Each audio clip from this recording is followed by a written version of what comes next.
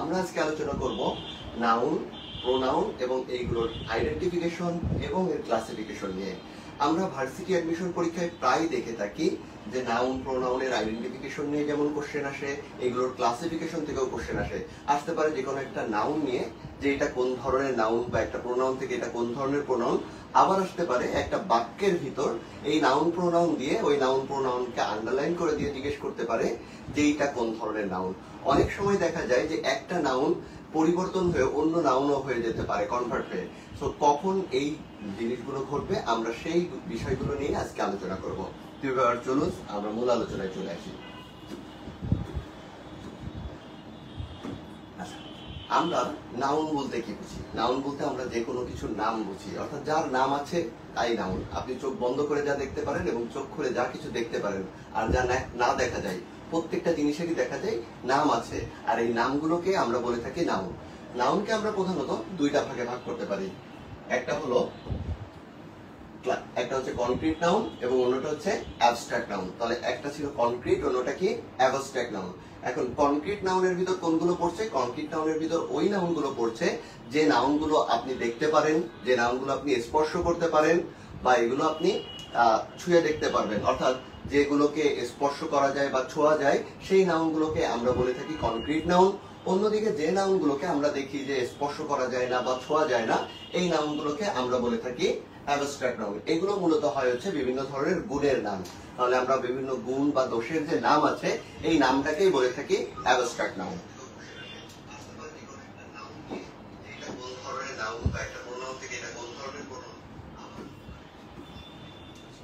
আমরা তাহলে এখন নাউনের ক্লাসিফিকেশনটাই চলে যাব। নাউনের ক্লাসিফিকেশনে যখন আমরা কনক্রিট নাউনের যে প্রকারভেদ রয়েছে, কনক্রিট নাউনের প্রকারভেদগুলোকে আমরা চারটা ভাগে ভাগ করতে পারি। প্রথমত সেটা হলো প্রপার নাউন। তাহলে প্রপার নাউনটা কি? প্রপার নাউন হলো কোন একটা নাম, এটা সবসময় একটা নামই হবে। একটা বিষয়ের যদি নাম হয়, সেটা হতে পারে কোনো ব্যক্তির নাম, কোনো জিনিসের নাম, এই যে কোনো নামকেই আমরা বলে থাকি হচ্ছে প্রপার নাউন। তাহলে প্রপার নাউনটা আমরা কিভাবে বুঝতে পারবো যে এই নাউনটা হলো প্রপার নাউন? এটা বোঝার উপায় হলো, প্রপার নাউনে আপনি দেখবেন সব সময় শুরুতে ক্যাপিটাল লেটার থাকে। প্রপার নাউনের শুরুতে কি থাকবে? Capital letter. অর্থাৎ আপনি দেখতে পারবেন একটা নাউন যদি ক্যাপিটাল লেটার দিয়ে শুরু হয়, ওই নাউনটাকে আমরা বলে থাকি হলো প্রপার নাউন। যেমন আপনি দেখেন ঢাকা কি দিয়ে শুরু হয়েছে? এই যে একটা জায়গার নাম, সেটা শুরু হয়েছে ক্যাপিটাল লেটার দিয়ে। রাজশাহী কি দিয়ে শুরু হয়েছে? ক্যাপিটাল লেটার দিয়ে। করিম এই যে একটা নাম, কি দিয়ে শুরু হয়েছে? ক্যাপিটাল লেটার দিয়ে। বা এই যে মেঘনা একটা নদীর নাম, কি দিয়ে শুরু হয়েছে? ক্যাপিটাল লেটার দিয়ে। অর্থাৎ আমরা যে নামগুলো দেখবো, যে নামগুলো ক্যাপিটাল লেটার দিয়ে শুরু হয়, ওইগুলোকে বলে থাকি আমরা প্রপার নাউন। প্রপার নাউনের পূর্বে সাধারণত দি বসে না। কি বসে না? দি বসে না। তবে নদী, সাগর, উপসাগর, মহাসাগর, সংবাদপত্র, জাহাজ, পর্বতমালা, ধর্মগ্রন্থ, এই যেগুলো আছে এইগুলোর পূর্বে দি বসতে পারে এবং এইগুলোর পূর্বে দি বসা সম্ভব। তার মানে প্রপার নাউনের পূর্বে সাধারণত দি না বসলেও কিছু বিষয় রয়েছে, যেমন নদী, সাগর, উপসাগর, মহাসাগর, অর্থাৎ নদী থেকে মহাসাগর পর্যন্ত, তারপর রয়েছে সংবাদপত্র, জাহাজ, পর্বতমালা বা ধর্মগ্রন্থ, এই সকল নামের পূর্বে কি বসবে? এই সকল নামের পূর্বে দি বসতে পারে। তাহলে প্রপার নাউন সম্পর্কে আমরা যে জিনিসটা মনে রাখবো, প্রপার নাউন সবসময় ইংরেজিতে যখন আমরা লিখতে যাব, এটা ক্যাপিটাল লেটার দিয়ে শুরু হবে। তাহলে আপনি যদি একটা শব্দ দেখেন যে শব্দটা বাক্যের মাঝখানেও ক্যাপিটাল লেটার দিয়ে আপনাকে লিখতে হয়, ওই নাউনটা হলো প্রপার নাউন।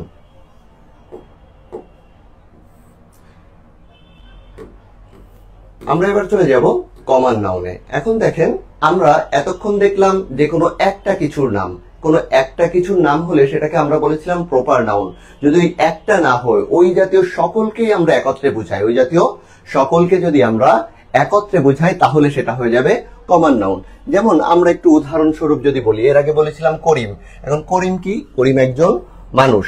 তাহলে করিম হচ্ছে একজন মানুষ। তাহলে মানুষটা কি? মানুষটা হচ্ছে করিমের জাতিবাচক নাম, এই জন্য একে বলা হবে কি নাউন? Common noun. তারপর আমরা বলেছিলাম খুলনা বা রাজশাহী।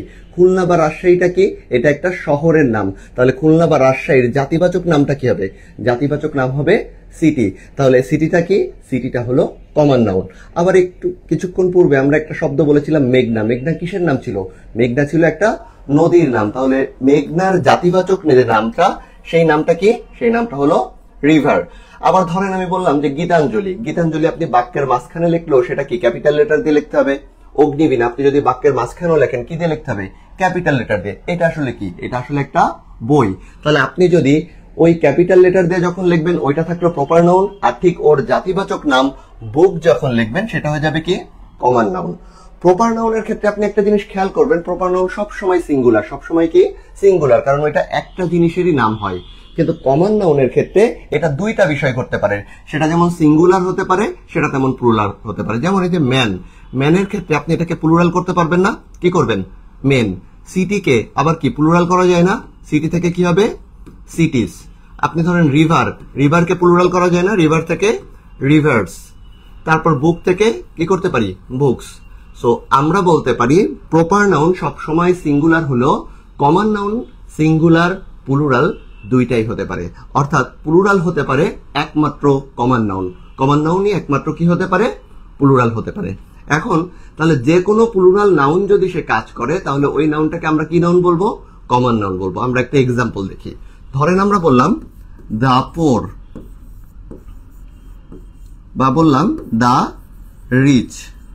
এই যে দা পোর বা দা রিচ, সাধারণভাবে পোর শব্দটা কি? সাধারণভাবে পোর শব্দটা হচ্ছে একটা অ্যাডজেক্টিভ, কিন্তু যখন কোনো আর্টিকেলের পরে একটা মাত্র ওয়ার্ড বসে ওই ওয়ার্ডটা হয়ে যায় নাউন। তাহলে আমরা বলতে পারি যে আর্টিকেল আছে, আর্টিকেলের পরে আমরা দেখলাম যে একটা ওয়ার্ড আছে, সেই ওয়ার্ডটা সবসময় কি হবে? সেই ওয়ার্ডটা সবসময় হবে হচ্ছে নাউন। তাহলে আর্টিকেলের পরে একটা ওয়ার্ড বসলে তাকে বলা হয় নাউন। সেক্ষেত্রে এই যে দুইটা একটা আর্টিকেল এরপরে যখন পোর বসলো, এইটা কি তাহলে আর হচ্ছে অ্যাডজেক্টিভ আছে? না, এটা কিন্তু হয়ে গেছে নাউন। এখন দা পোর দ্বারা আমরা কি বুঝি? দা পোর দ্বারা আমরা বুঝি হচ্ছে গরিব পুরো জাতিকে। দা রিচ দ্বারা আমরা কি বুঝি? ধনীদের পুরো জাতিকে। তাহলে আমরা এটা দ্বারা কি বুঝাচ্ছি? পুরো জাতিকে বুঝাচ্ছি। তার মানে পুরো জাতিকে যেহেতু বুঝাচ্ছি, এই পোরটা তখন যে নাউন হয়ে গেল, তাহলে এটা কি নাউন হয়ে যাবে? এটা হয়ে যাবে কমন নাউন। দা রিচ, এটা কি নাউন হয়ে যাবে? এটা হয়ে যাবে কমন নাউন। তাহলে আমরা বলতে পারি যখন আর্টিকেলের পরে একটা আমরা অ্যাডজেক্টিভ বসাই, দির পরে যখন অ্যাডজেক্টিভ বসাচ্ছি তখন সেই অ্যাডজেক্টিভটা আর অ্যাডজেক্টিভ থাকছে না, ওইটা হয়ে যাচ্ছে নাউন। এবং যেহেতু এটা একটা জাতিবাচক কাজ করছে এবং এইটা হয়ে যাচ্ছে প্লুরাল কমন নাউন। তাহলে আমরা যদি একটা এক্সাম্পল দিই, বললাম দা ব্রেভ, বললাম দা ব্রেভ, তাহলে ব্রেভটা কি হবে? আপনারা সবাই একটু কমেন্ট করেন যে এই ব্রেভটা কি হবে। আমরা এখানে দেখতেছি ব্রেভটা কিসের পরে আছে? ব্রেভটা আছে আর্টিকেলের পরে। আর্টিকেলের পরে যখন একটা ওয়ার্ড থাকে সেই ওয়ার্ডটা কি হয়ে যায়? সেই ওয়ার্ডটা হয়ে যায় নাউন। তাহলে ব্রেভটা অবশ্যই কি হবে? ব্রেভটা হবে হচ্ছে নাউন। তাহলে এটা কি নাউন? দা ব্রেভ বলতে সাহসী জাতিকে বোঝাচ্ছে, যেহেতু সাহসী জাতিকে বোঝাচ্ছে তাহলে এটা হয়ে যাবে কমন নাউন। এবং এটা কি common noun? Common noun plural common noun. তাহলে এটা হয়ে যাবে প্লুরাল কমন নাউন। তাহলে কমন নাউনের বিষয়টাই আমরা যদি একটু ব্রিফে আমরা আরেকবার বলি বা ইন শর্টে বলি, কমন নাউনটা হচ্ছে জাতিবাচক নামকে বোঝায় এবং কমন নাউন সিঙ্গুলার প্লুরাল দুইটাই হতে পারে। কমন নাউন কি হতে পারে? সিঙ্গুলার যেমন হতে পারে, প্লুরালও তেমন হতে পারে। আবার আরেকটা জিনিস যেটা বলেছি, দির পরে যদি কোনো একটা অ্যাডজেক্টিভ বসে ওই অ্যাডজেক্টিভটা তখন নাউনের কাজ করে এবং সেটা হয়ে যায় প্লুরাল কমন নাউন। সো আশা করি আপনারা হচ্ছে কমন নাউন সম্পর্কিত যে বিষয়গুলো সেগুলো বুঝতে পেরেছেন। আমরা এবার আমাদের পরের স্লাইডে চলে যাই। এখন আমরা আলোচনা করব কালেকটিভ নাউন। এখন কালেকটিভ নাউনটা কি? কালেকটিভ নাউন হলো, আমরা প্রপার নাউনের ক্ষেত্রে কি পড়েছিলাম? প্রপার নাউন একজনকে বোঝায়। অন্যদিকে কমন নাউন কয়জনকে বুঝাবে? কমন নাউন ওই জাতীয় সকলকেই বুঝায়। প্রপার নাউন শুধু সিঙ্গুলার হতে পারে। কমন নাউন কি ছিল? সিঙ্গুলার প্লুরাল দুইটা জিনিস হতে পারে। এখন বিষয় হচ্ছে আমি যদি ওই একজনকে না বুঝাই আবার সকলকেও না বুঝাই, কিছু লোক বা কিছু মানুষ যখন একত্রে একটা ইন্টারেস্টে বা কমন ইন্টারেস্টে কোনো একটা কাজ করে, কোনো একটা দল হিসেবে কাজ করে, ওই নাউনটাকে আমরা বলে থাকি হচ্ছে কালেকটিভ নাউন। তাহলে কালেকটিভ নাউনের সংজ্ঞাটাই কি বলা হচ্ছে? কালেকটিভ নাউন হচ্ছে যে নাউন দ্বারা সমজাতীয় ব্যক্তি বা বস্তুর সমষ্টিকে বোঝায়।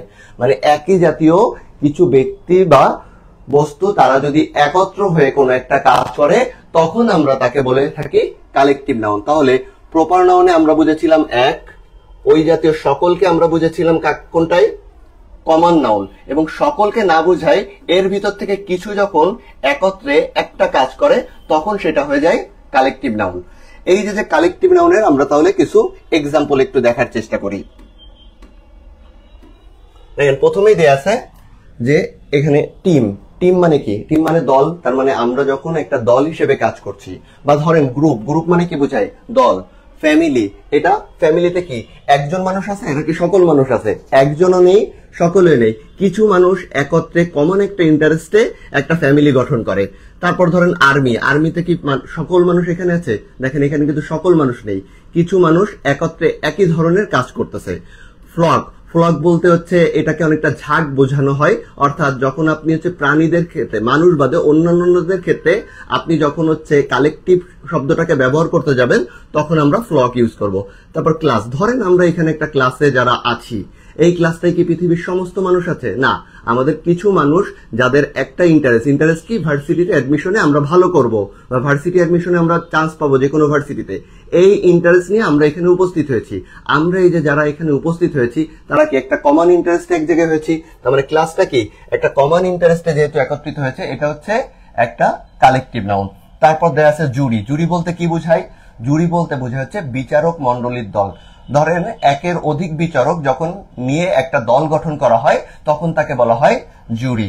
তারপর আমরা বর্তমানে খুব বেশি শুনি মব। মব যে শব্দটা আছে, মব মানে কি একটা বিশৃঙ্খল জনতা, যখন কিছু লোকজন একত্রিত হয়ে কোন একটা কর্মকাণ্ড পরিচালিত করতেছে যেটা একটা বিশৃঙ্খল পরিস্থিতি তৈরি করছে, এইটাকে আমরা বলে থাকি মব। তার মানে এখানে কিন্তু পৃথিবীর সমস্ত মানুষ নেই, কিছু মানুষ একত্রে যে কোনো একটা কাজ করছে। তারপর আমরা বলতে পারি পার্লামেন্ট। এরপর ধরেন ক্রাউড মানে একটা জনতা, বা আর্মি যেমন বলেছিলাম, আর্মির সাথে আমরা বলতে পারি নেভি। এরপর দেখেন কমিটি যেটা আছে, কমিটির ভিতর কি পৃথিবীর সমস্ত মানুষ আছে? না, কিছু মানুষ একত্রে এক ধরনের কাজ করছে। কমিটি বানানটা একটু খেয়াল করে রাখবেন, double M double T double E, অর্থাৎ দুইটাই ডাবল করে, তিনটাই। আচ্ছা, তারপরে ধরেন অডিয়েন্স, যারা ধরেন আমার কথা শুনতেছেন তারা কি সবাই অডিয়েন্স। সো এই যে অডিয়েন্স কি পৃথিবীর সমস্ত লোক? না, কিছু লোক একত্রে একটা কাজ যখন আমরা করছি সেটাকে আমরা বলে থাকি হচ্ছে কালেকটিভ নাউন। তাহলে কালেকটিভ নাউন কোনগুলো? কালেকটিভ নাউন হলো যখন আমরা কিছু মানুষ একত্র হয়ে একটা কাজ করে থাকি তখন তাকে বলা হয় কালেকটিভ নাউন। এখন কালেকটিভ নাউনের সাথে কিছু সংশ্লিষ্ট বিষয় আছে যেগুলোকে আমাদের একটু জেনে রাখতে হবে। কালেকটিভ নাউনটা সব সময় সিঙ্গুলার হিসেবে থাকে, অর্থাৎ এরপরে যদি আপনি ভার্ব বসান সেই ভার্বটা হয় সিঙ্গুলার। তাহলে কালেকটিভ নাউনের পরে ভার্ব কি হবে? সিঙ্গুলার, কারণ কালেকটিভ নাউন একটা কমন ইন্টারেস্টে কাজ করে। তার মানে ওই যে কমিটি, ওই যে জুরি বা ধরেন ফ্যামিলি, তারা এক হয়ে যেহেতু কাজ করতেছে, কমন ইন্টারেস্ট যেহেতু একটাই, এই জন্য এরপরে ভার্ব কি হয়? ভার্ব হবে হচ্ছে সিঙ্গুলার। তাহলে আমরা বলেছি কালেকটিভ নাউন এইটা যদি দিয়ে বলে যে এটা সিঙ্গুলার না প্লুরাল, আপনি বলবেন এটা সিঙ্গুলার। এবং তাহলে কালেকটিভ নাউনের পরে ভার্ব কি হবে? ভার্ব হবে হলো সিঙ্গুলার ভার্ব হবে। তাহলে কালেকটিভ নাউনের পরে ভার্ব কি হবে? সিঙ্গুলার। এখন বিষয় হলো কখনো যদি আমরা দেখি যে কালেকটিভ নাউনের পরে কালেকটিভ নাউন যেটা আছে ওই নাউনটা বিভক্ত হয়ে যায়, অর্থাৎ তাদের ইন্টারেস্টটা আর সমান থাকলো না, এরকম সিচুয়েশন যদি ঘটে থাকে তখন ওইটা কিন্তু বিভক্ত হয়ে যায়। আর বিভক্ত হয়ে গেলে এরপরে ভার্ব হবে প্লুরাল। সেটা কেমন? ধরেন আমাদের এই যে ক্লাসটাই, এই ক্লাসটায় আমরা বললাম যে আমরা এখন থেকে 9টায় অনলাইন ক্লাসটা নিব। তো যখন আমরা বললাম যে 9টায় নিব, দেখা গেল কিছু স্টুডেন্ট বলতেছে যে না 8:30টাই ঠিক আছে, আবার কেউ কেউ বললো না ঠিক আছে 9টাই ভালো হয়। তাহলে কি হলো? এই ক্লাসটা কি আর কমন ইন্টারেস্ট এক আছে? কমন ইন্টারেস্ট কিন্তু এক নাই, তারা দুই ভাগে বিভক্ত হয়ে গেছে। যখন ক্লাসটা দুই ভাগে বিভক্ত হয়ে গেল তখন কি আমরা কালেকটিভ নাউনকে আর সিঙ্গুলার বলতে পারি? পারি না, কারণ ওইটা দুই ভাগে বিভক্ত হয়ে গেছে। সুতরাং তারপরে ভার্বটা কি হবে? এরপরে ভার্ব হবে প্লুরাল। ওকে, তাহলে আমরা একটু এক্সাম্পল দেখি। দেখেন এখানে দেয়া আছে দ্য জুরি। তাহলে জুরিটা কি নাউন? আমরা ইতোপূর্বেই দেখেছি জুরিটা ছিল একটা কালেকটিভ নাউন। জুরির পরে যে ভার্বটা আছে, ভার্বটা কোন ফর্মে বসছে? দেখেন হ্যাজ হয়েছে। হ্যাজটা কার ক্ষেত্রে বসে? সিঙ্গুলারের ক্ষেত্রে নাকি প্লুরালের ক্ষেত্রে? অবশ্যই সিঙ্গুলারের ক্ষেত্রে বসে। তাহলে এই যে জুরির পরে হ্যাজ কেন বসলো? কারণ কালেকটিভ নাউন এখানে সাবজেক্ট হিসেবে বসেছে। যখন কালেকটিভ নাউন সাবজেক্ট হিসেবে বসে তখন আমরা তারপরে ভার্ব বসাবো সিঙ্গুলার। কিন্তু পরের যে এক্সাম্পলটা দেয়া আছে একটু খেয়াল করে দেখেন, দা জুরি, আবার সেই জুরিকেই আমরা সাবজেক্ট হিসেবে রেখেছি। এবং এরপরে কি দেখলাম? এরপরে আছে have divided in their decision. তাহলে এই পুরো বাক্যটা পড়ার পরে আমরা দেখতে পাচ্ছি জুরি কি হয়ে গেছে? জুরি হয়ে গেছে ডিভাইডেড। তাহলে জুরি কি আর এক আছে? জুরি কিন্তু আর এক নেই। যখন কালেকটিভ নাউন কোনো একটা ডিসিশন নিতে বা কোনো কারণে বিভক্ত হয়ে যাবে তখন এরপরে ভার্বটা কি হয়ে যাবে? ভার্বটা হয়ে যাবে প্লুরাল। তাহলে এখানে ভার্ব কি হয়েছে? হ্যাভ হয়েছে, এখানে কিন্তু আর হ্যাজ হয়নি। তাহলে আমরা আরো একটা এক্সাম্পল একটু দেখে আপনারা অ্যান্সার করবেন। আমরা যদি বলি দ্য জুরি, একই এক্সাম্পল দিব, the jury is oblique or unable to take decision, to take decision তাহলে এই সেন্টেন্সটা আপনারা একটু অ্যান্সার করেন। এইখানে কি হবে? The jury is oblique or unable to take decision. Jury is oblique to or unable to take decision. এইটার ক্ষেত্রে অ্যান্সারটা কি হবে? একটু সবাই দেখেন যে এটার ক্ষেত্রে অ্যান্সারটা কি হবে। আপনারা সবাই একটু কমেন্ট করেন যে the jury is oblique or unable to take decision. এইখানে আমরা ইজ বসাবো নাকি আর বসাবো? আচ্ছা, এইখানে যে বিষয়টা আমরা যদি একটু খেয়াল করি, দেখেন এই যে জুরি, জুরির পরে আমরা দেখতে হবে যে এইটা বিভক্ত হয়েছে কি হয়নি। যদি বিভক্ত হয়ে যায় ভার্ব প্লুরাল, আর যদি বিভক্ত না হয় তাহলে ভার্ব কি হবে? সিঙ্গুলার। তাহলে এটা কি বিভক্ত হয়েছে? আগেরটাই যেমন একদম ডিরেক্টলি বলা ছিল ডিভাইডেড, এখানে কি ডিভাইডেড কথা আছে? ডিভাইডেড কথা নাই। কিন্তু দেখেন এখানে কি বলা আছে? Unable to take decision. তার মানে তারা ডিসিশন নিতে অসমর্থ। তারা কেন ডিসিশন নিতে অসমর্থ? কারণ তারা সবাই মিলে একটা ডিসিশনে আর একমত হতে পারে নাই। যেহেতু তারা সবাই মিলে একটা ডিসিশনে একমত হতে পারে নাই, তার মানে কি দাঁড়ায়? পরোক্ষভাবে এই বাক্যটা বোঝাচ্ছে তারা ডিভাইডেড হয়ে গেছে ডিসিশন নিতে যেয়ে। যেহেতু তারা ডিসিশন নিতে যেয়ে ডিভাইডেড হয়ে গেছে, তার মানে এইখানে জুরিটা কি আর এক আছে? জুরিটা কিন্তু আর এক নাই, এটা ডিভাইডেড হয়ে গেছে। যেহেতু এটা ডিভাইডেড হয়ে গেছে, তাহলে এই ক্ষেত্রে ভার্বটা কি হয়ে যাবে? ভার্বটা হয়ে যাবে প্লুরাল। সুতরাং অ্যান্সার কোনটা হবে? অ্যান্সার হবে আর। আমরা যদি আরো একবার এটাকে একটু বলি, সেটা হচ্ছে আমরা যখন দেখব যে কালেকটিভ নাউনটা এক আছে ভার্ব সিঙ্গুলার, কিন্তু যদি কখনো দেখি কালেকটিভ নাউন বিভক্ত হয়ে গেছে, সেক্ষেত্রে সবসময় ডিভাইডেড কথাটা যে উল্লেখ করবে এমন কিন্তু না। ওই সেন্টেন্সের মাধ্যমে যে কোনো ভাবে আপনাকে বুঝাই দিতে পারে যে এটা বিভক্ত হয়ে গেছে। আমরা যদি দেখি এরকম যে আনএবল কথাটা আছে, আনএবল দ্বারা কি বুঝাইছে? তারা হচ্ছে অসমর্থ হয়ে গেছে, অর্থাৎ তারা ডিসিশন নিতে পারছে না। কেন পারছে না? কারণ তারা বিভক্ত হয়ে গেছে। যেহেতু বিভক্ত হয়ে গেছে, তাহলে এরপরে ভার্বটা কি হবে? ভার্বটা হবে প্লুরাল। সুতরাং ভার্ব হবে আর। ওকে, তাহলে আশা করা যায় যে কালেকটিভ নাউনের এই যে যতটুকু আমরা বুঝিয়েছি, এই জিনিসটা আপনার কাছে ক্লিয়ার। ওকে, আমরা তাহলে একটু নেক্সট স্লাইডে চলে যাই। দেখেন কালেকটিভ নাউনের ক্ষেত্রে আমরা এতক্ষণ যে শব্দগুলোকে দেখলাম, ক্লাস বলেন, অডিয়েন্স বলেন, ক্রাউড বলেন, বা মব বলেন, বা ফ্যামিলি, প্রত্যেকটা কাদের ক্ষেত্রে? প্রত্যেকটা জিনিস কিন্তু মানুষের ক্ষেত্রে, আমার আপনার ক্ষেত্রে, তাই না? কিন্তু আমরা তো কালেকটিভ নাউনকে ব্যবহার করতে পারি পশু পাখির ক্ষেত্রেও।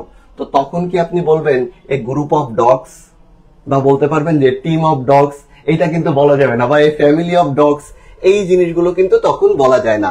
এই যে একটু আগে পড়বে কোন কালেকটিভ নাউনটা বসবে, সো সেইগুলো আমরা হচ্ছে এই স্লাইডটার মাধ্যমে একটু দেখার চেষ্টা করি। দেখেন ফিশ বা মাছের ক্ষেত্রে কি বসবে? মাছের ক্ষেত্রে কালেকটিভ নাউন হিসেবে বসে স্কুল। তার মানে এ স্কুল অফ ফিশেস, অর্থাৎ মাছের ক্ষেত্রে আপনি কি বসাচ্ছেন কালেকটিভ নাউন হিসেবে? স্কুল বসাচ্ছেন। মাছের ক্ষেত্রে আপনি বলতে পারবেন না এ গ্রুপ অফ ফিশেস, এটা কিন্তু বলা সম্ভব না। একইভাবে ধরেন হচ্ছে আপনি যদি চোর বা হচ্ছে ডাকাতের কথা বলেন, মানে থিভস অথবা রবার্স, সো এইটার ক্ষেত্রে আপনি কি বলবেন? এইটার ক্ষেত্রে কালেকটিভ নাউন হিসেবে গ্যাং বসানো যেতে পারে বা ব্যান্ড। আমরা বলি না যে ডাকাতের দল, তো ডাকাতের দল এইটার ক্ষেত্রে কিন্তু গ্রুপ বলা যাবে না। এটার ক্ষেত্রে কি ব্যবহার করতে হবে? গ্যাং অথবা ব্যান্ড ব্যবহার করতে হবে। ওকে, নেক্সট ওয়ান দেখেন, আমরা যদি পাখির ক্ষেত্রে বলি বা গাধার ক্ষেত্রে বলি, শিপস অথবা বার্ডস, এটার ক্ষেত্রে বলি, সেক্ষেত্রে আমরা কোনটা ব্যবহার করব? ফ্লক ওয়ার্ডটাকে ব্যবহার করব। তাহলে ফ্লক ওয়ার্ডটাও একটা কালেকটিভ নাউন। আমরা ইতোপূর্বে আগের স্লাইডে কিন্তু দেখেছিলাম যে ফ্লক এখানে লেখা ছিল। তাহলে ফ্লক মানুষের ক্ষেত্রে ব্যবহৃত হয় না, এটা হচ্ছে পাখির ক্ষেত্রে বা হচ্ছে শিপের ক্ষেত্রে। এই দুইটা ক্ষেত্রে আমরা কি ব্যবহার করব? কালেকটিভ নাউন এ ফ্লক ব্যবহার করব। আচ্ছা, যেমন এটা কিভাবে আসতে পারে? এ ফ্লক অফ বার্ডস, এখানে ফ্লকটার এখানে গ্যাপ দিয়ে দিতে পারে। এইখানে আপনার দেখা গেল হচ্ছে গ্রুপ দিল, এখানে স্কুল দিল, বা এখানে হার্ট দিল, বা এখানে ফ্লক দিল। তো আপনি কোনটা অ্যান্সার করবেন? আপনি অবশ্যই অ্যান্সার করবেন ফ্লক। তারপর ধরেন আমি একটু আগে বলেছিলাম যে কুকুরের দল, এটা বুঝাইতে আমরা কি ব্যবহার করব? এটা বুঝাইতে আমরা ব্যবহার করব প্যাক অফ ডগস। কি ব্যবহার করব? Pack of dogs. তাহলে এ প্যাক অফ ডগস বা হচ্ছে ওলস এর ক্ষেত্রে আমরা কি ব্যবহার করব? প্যাক ব্যবহার করব। বা এস মানে গাধা, এসএস, এটার ক্ষেত্রেও আমরা কি ব্যবহার করব? প্যাক ব্যবহার করব। তাহলে প্যাক ওয়ার্ডটাও কালেকটিভ নাউন হিসেবে ব্যবহৃত হয়। তারপর ধরেন ক্যাটেল বা গবাদি পশুর ক্ষেত্রে আমরা কি ব্যবহার করব? হার্ড ব্যবহার করব। গবাদি পশুর ক্ষেত্রে এ হার্ড অফ ক্যাটেল। তারপর হচ্ছে মানকি বা হর্স, এটার ক্ষেত্রে আমরা ব্যবহার করব ট্রুপ। লায়ন, লায়ন কি বনের রাজা, সিংহ, তার একটা গর্বের বিষয় আছে না? তো লায়ন্স এর ক্ষেত্রে আমরা ব্যবহার করব কি? Pride, pride of Lions. এখানে কালেকটিভ নাউন হিসেবে কে ব্যবহৃত হচ্ছে? কালেকটিভ নাউন হিসেবে ব্যবহৃত হচ্ছে প্রাইড। তারপর ধরেন আপনি আঙ্গুর ফল বলেন, চাবি বলেন বা ফ্লাওয়ার বলেন বা ব্যানানা, এইগুলোর ক্ষেত্রে আমরা কি ব্যবহার করব? এগুলোর ক্ষেত্রে আমরা ব্যবহার করব কালেকটিভ নাউন হিসেবে বাঞ্চ। তবে একটা জিনিস মনে রাখতে হবে, ফ্লাওয়ারের ক্ষেত্রে কালেকটিভ নাউন হিসেবে আরো একটা ওয়ার্ড বসে, সেটা হলো বুকেট। আমরা অনেক সময় দেখবো যে বুকেট শব্দটাও ফ্লাওয়ারের ক্ষেত্রে থাকে। তো ফ্লাওয়ারের ক্ষেত্রে বাঞ্চও থাকতে পারে, বুকেটও থাকতে পারে, যে কোনো একটা থাকবে, একসাথে দুইটা অবশ্যই থাকবে না। তাহলে আমরা এখান থেকে যেগুলো দেখলাম যে মানুষের ক্ষেত্রে যেমন কালেকটিভলি কিছু ওয়ার্ড ব্যবহার হয় কালেকটিভ নাউন হিসেবে, পশু পাখির ক্ষেত্রেও কিছু ভিন্ন ওয়ার্ড ব্যবহার করা হয় কালেকটিভ নাউন হিসেবে। আমরা সেই ওয়ার্ডগুলো এখান থেকে দেখার চেষ্টা করলাম।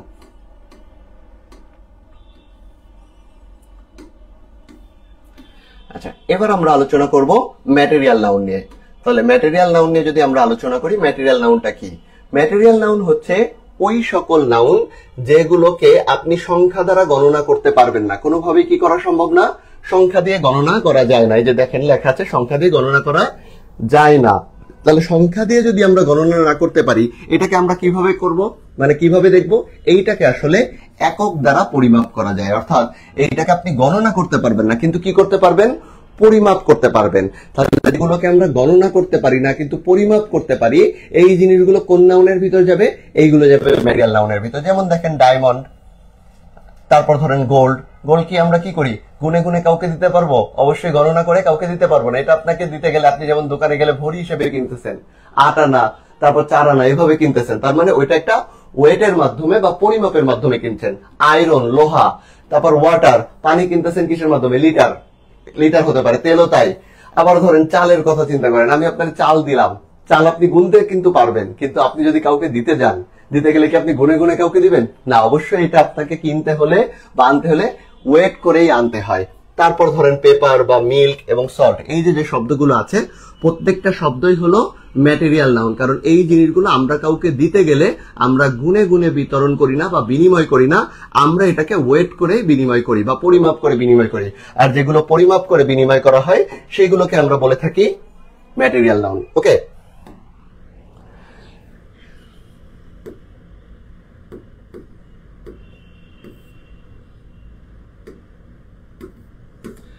এরপর আমরা অ্যাবস্ট্রাক্ট নাউন নিয়ে একটু আলোচনা করবো। তাহলে অ্যাবস্ট্রাক্ট নাউনটা কি? এতক্ষণ যতগুলো নাউন দেখেছি আমরা প্রত্যেকটা নাউন কিন্তু ধরতে বা স্পর্শ করতে পেরেছি, এবং এগুলো ছিল সবগুলো কনক্রিট নাউনের ক্লাসিফিকেশন। এখন আমাদের বাকি যে আরেকটা নাউন আছে সেটা হচ্ছে অ্যাবস্ট্রাক্ট নাউন। অ্যাবস্ট্রাক্ট নাউন কি?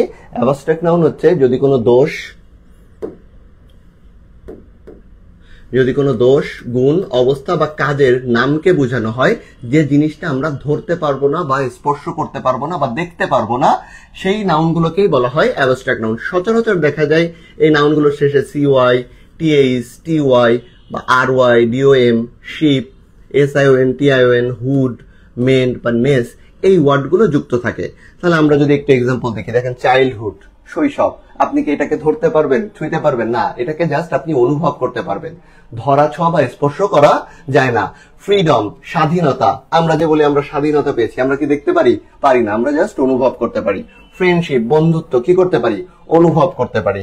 ইনফ্যান্সি, তারপর ধরেন হচ্ছে অ্যাগ্রিমেন্ট বা ধরেন কাইন্ডনেস, অথবা ধরেন সাহসিকতা যেটা আছে ব্রেভারি, এই যে শব্দগুলো দেয়া আছে প্রত্যেকটা শব্দকে আমরা কি করতে পারি? প্রত্যেকটা শব্দকে আমরা অনুভব করতে পারি, কিন্তু এইগুলোকে আমরা ধরতে বা ছুঁইতে বা স্পর্শ করতে পারি না। যে শব্দগুলোকে ধরা ছোঁয়া যায় না বা স্পর্শ করা যায় না, অনুভব করা যায়, তাকে আমরা বলে থাকি অ্যাবস্ট্রাক্ট নাউন। তাহলে এইগুলো কি নাউন? Abstract noun. তাহলে আমরা যদি ইন শর্টে কয়েকটা একটু কথা বলি এখানে, সেটা কয়েকটা কথা যদি আমরা একটু বলতে চাই, সেটা কি? দেখেন, আমরা প্রপার নাউন পড়েছিলাম প্রথমে, প্রপার নাউন। তাহলে প্রপার নাউন যেটা সেটা কি? সবসময় সিঙ্গুলার। প্রপার নাউন কি? সিঙ্গুলার। এখন প্রপার নাউন সিঙ্গুলার কেন? প্রপার নাউনকে গোনা যায় এবং সেটা কয়টা হয়? একটা। তারপর যদি কমন নাউন বলে থাকি, কমন নাউনটা কি ছিল?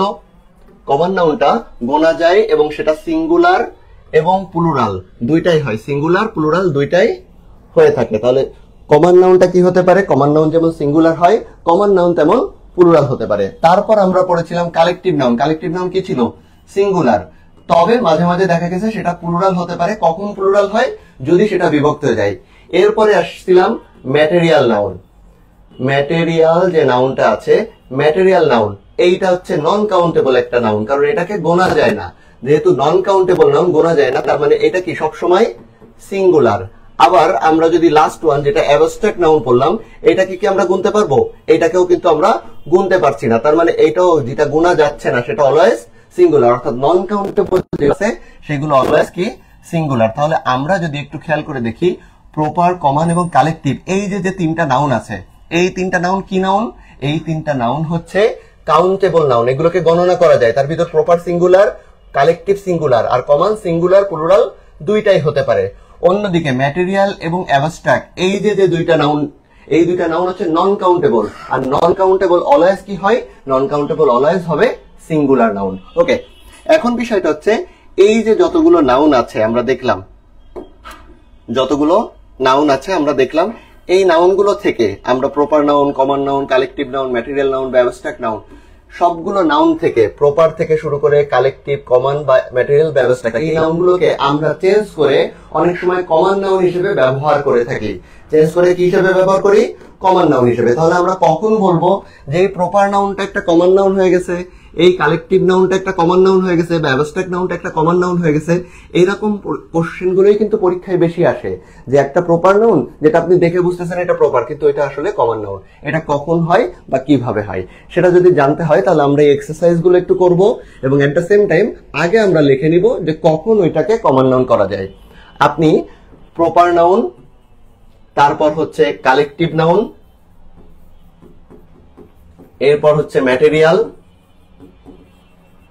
তারপর হচ্ছে অ্যাবস্ট্রাক্ট, এই যে নাউন গুলো আছে, এই যে চারটা নাউন, এই চারটা নাউনের সাথে যদি আপনি আর্টিকেল যুক্ত করেন, মানে চারটা নাউনের পূর্বে যদি আপনি আর্টিকেল যুক্ত করেন, অথবা এর সাথে এস বা এস যুক্ত করে প্লুরাল করেন, মানে একটা হচ্ছে আপনি প্লুরাল করলেন, অন্যটা হচ্ছে আর্টিকেল যুক্ত করলেন, তাহলেই যে কোনো নাউনই কমন নাউন হয়ে যাবে। অর্থাৎ আপনি একটা প্রপার নাউনের আগে যদি একটা আর্টিকেল ব্যবহার করে ফেলেন, ওইটা হয়ে যাবে কমন নাউন। আপনি একটা কালেকটিভ নাউন বা ম্যাটেরিয়াল নাউন বা অ্যাবস্ট্রাক্ট নাউনের সাথে যদি একটা আর্টিকেল ব্যবহার করে ফেলেন তার পূর্বে, তাহলে ওইটার কালেকটিভ, কমন বা হচ্ছে ম্যাটেরিয়াল, কালেকটিভ, ম্যাটেরিয়াল বা অ্যাবস্ট্রাক্ট কোনোটাই থাকবে না, ওইটা কি হয়ে যাবে? ওইটা হয়ে যাবে কমন নাউন। আবার ধরেন আপনি ওর সাথে আর্টিকেল ব্যবহার করলেন না, কিন্তু কি ব্যবহার করলেন? ওইটার সাথে এস বা এস যুক্ত করে তাকে প্লুরাল করে ফেললেন, তাহলে আপনি যদি তাকে প্লুরাল করে ফেলেন তখনও সেটা কি হয়ে যাবে? Common noun. এখন তাহলে কেন সেটা কমন নাউন হয়ে যাবে? একটু চিন্তা করেন, যে জিনিস প্লুরাল হয়, প্লুরাল হতে পারে কোন নাউনটা? আমরা বলেছিলাম একমাত্র কমন নাউনটাই প্লুরাল হতে পারে, বাদ বাকি কোনো নাউনই কিন্তু প্লুরাল হতে পারে না। তাহলে কমন নাউনই যেহেতু প্লুরাল হতে পারে, সুতরাং আমরা যদি কোনোটা প্লুরাল হয়ে যায়, কোনো একটা নাউন, অন্য যে কোনো নাউন, তাহলে ওটাকে আমরা নির্দ্বিধায় বলে দিতে পারি ওটা তখন কমন নাউন হয়ে গেছে। তাহলে আমরা এবার এই এক্সাম্পল গুলো একটু করার চেষ্টা করব। আপনারা যারা এটা লিখে নেন, একটু লিখে নেন যে proper noun, collective noun, material noun, abstract নাউনের সাথে আর্টিকেল যদি যুক্ত থাকে অথবা এর সাথে এস বেস যুক্ত করে প্লুরাল করা হয়, তখন ওই নাউনটা কি হয়ে যাবে? ওই নাউনটা হয়ে যাবে কমন নাউন। আমরা একটু এক্সাম্পল গুলো দেখি। প্রথম যে এক্সাম্পলটা দিয়ে আছে, Nelson Mandela is an Abraham Lincoln in his ideals, sorry এখানে হচ্ছে ইন হবে, এটা হচ্ছে ইন হিজ আইডিয়ালস। তাহলে এই যে আব্রাহাম লিঙ্কন যে শব্দটা আছে, আমরা তো জানি যে একটা প্রপার নাউন কখন হয়? প্রপার নাউন যদি বাক্যের ভিতর কখনো দেখি এটা ক্যাপিটাল লেটার থাকে, তাহলে এটা প্রপার নাউন হয়। আমরা এখানে ক্যাপিটাল লেটার পেয়েছি কিনা? হ্যাঁ, ক্যাপিটাল লেটার পেয়েছি, কিন্তু তার পূর্বে কি বসানো হয়েছে? পূর্বে বসানো হয়েছে এন। এনটা কি? একটা আর্টিকেল। তাহলে প্রপার নাউনের পূর্বে যখন আর্টিকেল বসানো হয়েছে তখন সেটা কি নাউন হয়ে যাবে? Common noun. তাহলে এইখানে এটা কি হয়ে গেছে? এটা হয়ে গেছে কমন নাউন। ওকে, নেক্সট ওয়ান যদি আমরা একটু খেয়াল করি, হি থিংস হি ইজ এ রবীন্দ্রনাথ। এই যে রবীন্দ্রনাথের আগে আমরা কি বসাইছি? এ বসাইছি। রবীন্দ্রনাথের আরটা বড় হাতের আছে, কিন্তু বড় হাতের দিয়ে দেখেই এটাকে প্রপার নাউন দিয়ে দেওয়া যাচ্ছে না, কারণ কি? এর পূর্বে রয়েছে একটা আর্টিকেল। আর্টিকেলটা কি? এ রয়েছে। তাহলে আর্টিকেল যেহেতু রয়েছে, সুতরাং এটা হয়ে গেল কি নাউন? এটাও হয়ে গেল কমন নাউন। নেক্সট ওয়ান দেখেন, I know the fames of your village. আমি আপনার গ্রামের সকল ফাইমকে চিনি। প্রথমত হচ্ছে এরকম শব্দ আমরা কিন্তু সচরাচর দেখি না, যে একটা নাম তার সাথে কি যুক্ত করে দিয়েছি? এস যুক্ত করে দিয়েছি। কিন্তু এইভাবেই পরীক্ষায় কোশ্চেন কিন্তু ইতোপূর্বে এসেছে। এই যে ফাইমের সাথে কেন এস বা এস যুক্ত করে দিছে?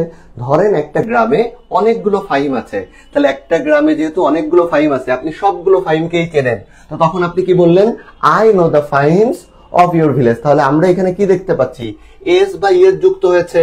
এস বেস যুক্ত করে যখন একটা প্রপার নাউনকে আমরা প্লুরাল করে দিয়েছি, তখন সেটা কি হয়ে গেল? সেটা হয়ে গেল কমন নাউন। নেক্সট ওয়ান দেখেন, এই যে চ্যারিটি।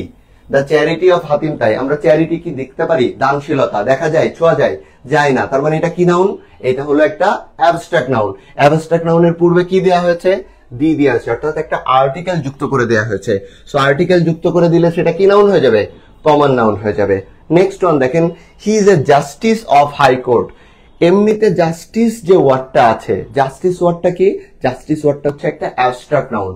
এখন এই অ্যাবস্ট্রাক্ট নাউনের পূর্বে আর্টিকেল বসানো হয়েছে এবং এইখানে জাস্টিস দ্বারা একজন ব্যক্তি বা জজকে বোঝানো হচ্ছে। সুতরাং এই জাস্টিসটা কি হয়ে গেল? জাস্টিসটা হয়ে গেল তখন কমন নাউন, কারণ এর পূর্বে আর্টিকেলের ব্যবহার করা হয়েছে। পরেরটা যদি আমরা একটু দেখি, দেয়ার আর 5 জাস্টিসেস। তো এই যে জাস্টিসেস যেটা লেখা আছে এখানে কি যুক্ত করা হয়েছে? এস বাই এর যুক্ত করা হয়েছে। তো এস বাই যুক্ত করে আমরা কি করলাম? প্লুরাল করলাম। তো প্লুরাল করার মাধ্যমে এটা কি নাউন হয়ে গেছে? এটা হয়ে গেছে কমন নাউন। আবার যদি আমরা খেয়াল করি, এখানে দেওয়া আছে কি? গোল্ড। গোল্ডটা কি? একটা ম্যাটেরিয়াল নাউন। যেহেতু এই ম্যাটেরিয়াল নাউনের পূর্বে কি ব্যবহার করেছি? দি ব্যবহার করেছি। সুতরাং এটা কি নাউন হয়ে যাবে? এবার এটাও এবার হয়ে যাবে কমন নাউন। আবার দেখেন, এই যে টিমস দেয়া আছে, আমরা টিম সম্পর্কে জানি। টিমটা কি নাউন ছিল? Collective noun. কালেকটিভ নাউন, এই যে টিমের সাথে আমরা কি যুক্ত করেছি? এস বাই এস যুক্ত করেছি, মানে এটাকে প্লুরাল করে ফেলেছি। আর যখন কোনোটা প্লুরাল হয়ে যায় তখন সেটা কোনটাই চলে যাবে? কমন নাউনে চলে যাবে। তার মানে এই টিমটাও কি হয়ে গেল? Common noun. তাহলে এই কয়টার দিকে যদি আমরা একটু খেয়াল করি, যে কোনো নাউনের পূর্বে আপনি যদি আর্টিকেল যুক্ত করে দেন অথবা ওই নাউনটার সাথে এস বাই এস যুক্ত করে ওটাকে প্লুরাল করে ফেলেন, তাহলে সেই নাউনটার যে নাউন ছিল সেই নাউন থাকবে না, ওটা হয়ে যাবে কমন নাউন। এই জিনিসটা একটু মনে রাখলে এইরকম যে সমস্যাগুলো আমাদের পরীক্ষায় আমরা ফেস করি সেই সমস্যা আপনারা আর ফেস করবেন না ইনশাল্লাহ। তাহলে আমরা এর পরের স্লাইডে একটু চলে যাই। এতক্ষণ আমরা নাউনের যে প্রকারভেদগুলো শিখেছিলাম, এটা সাধারণ যে ক্লাসিফিকেশন সেটা দেখেছি।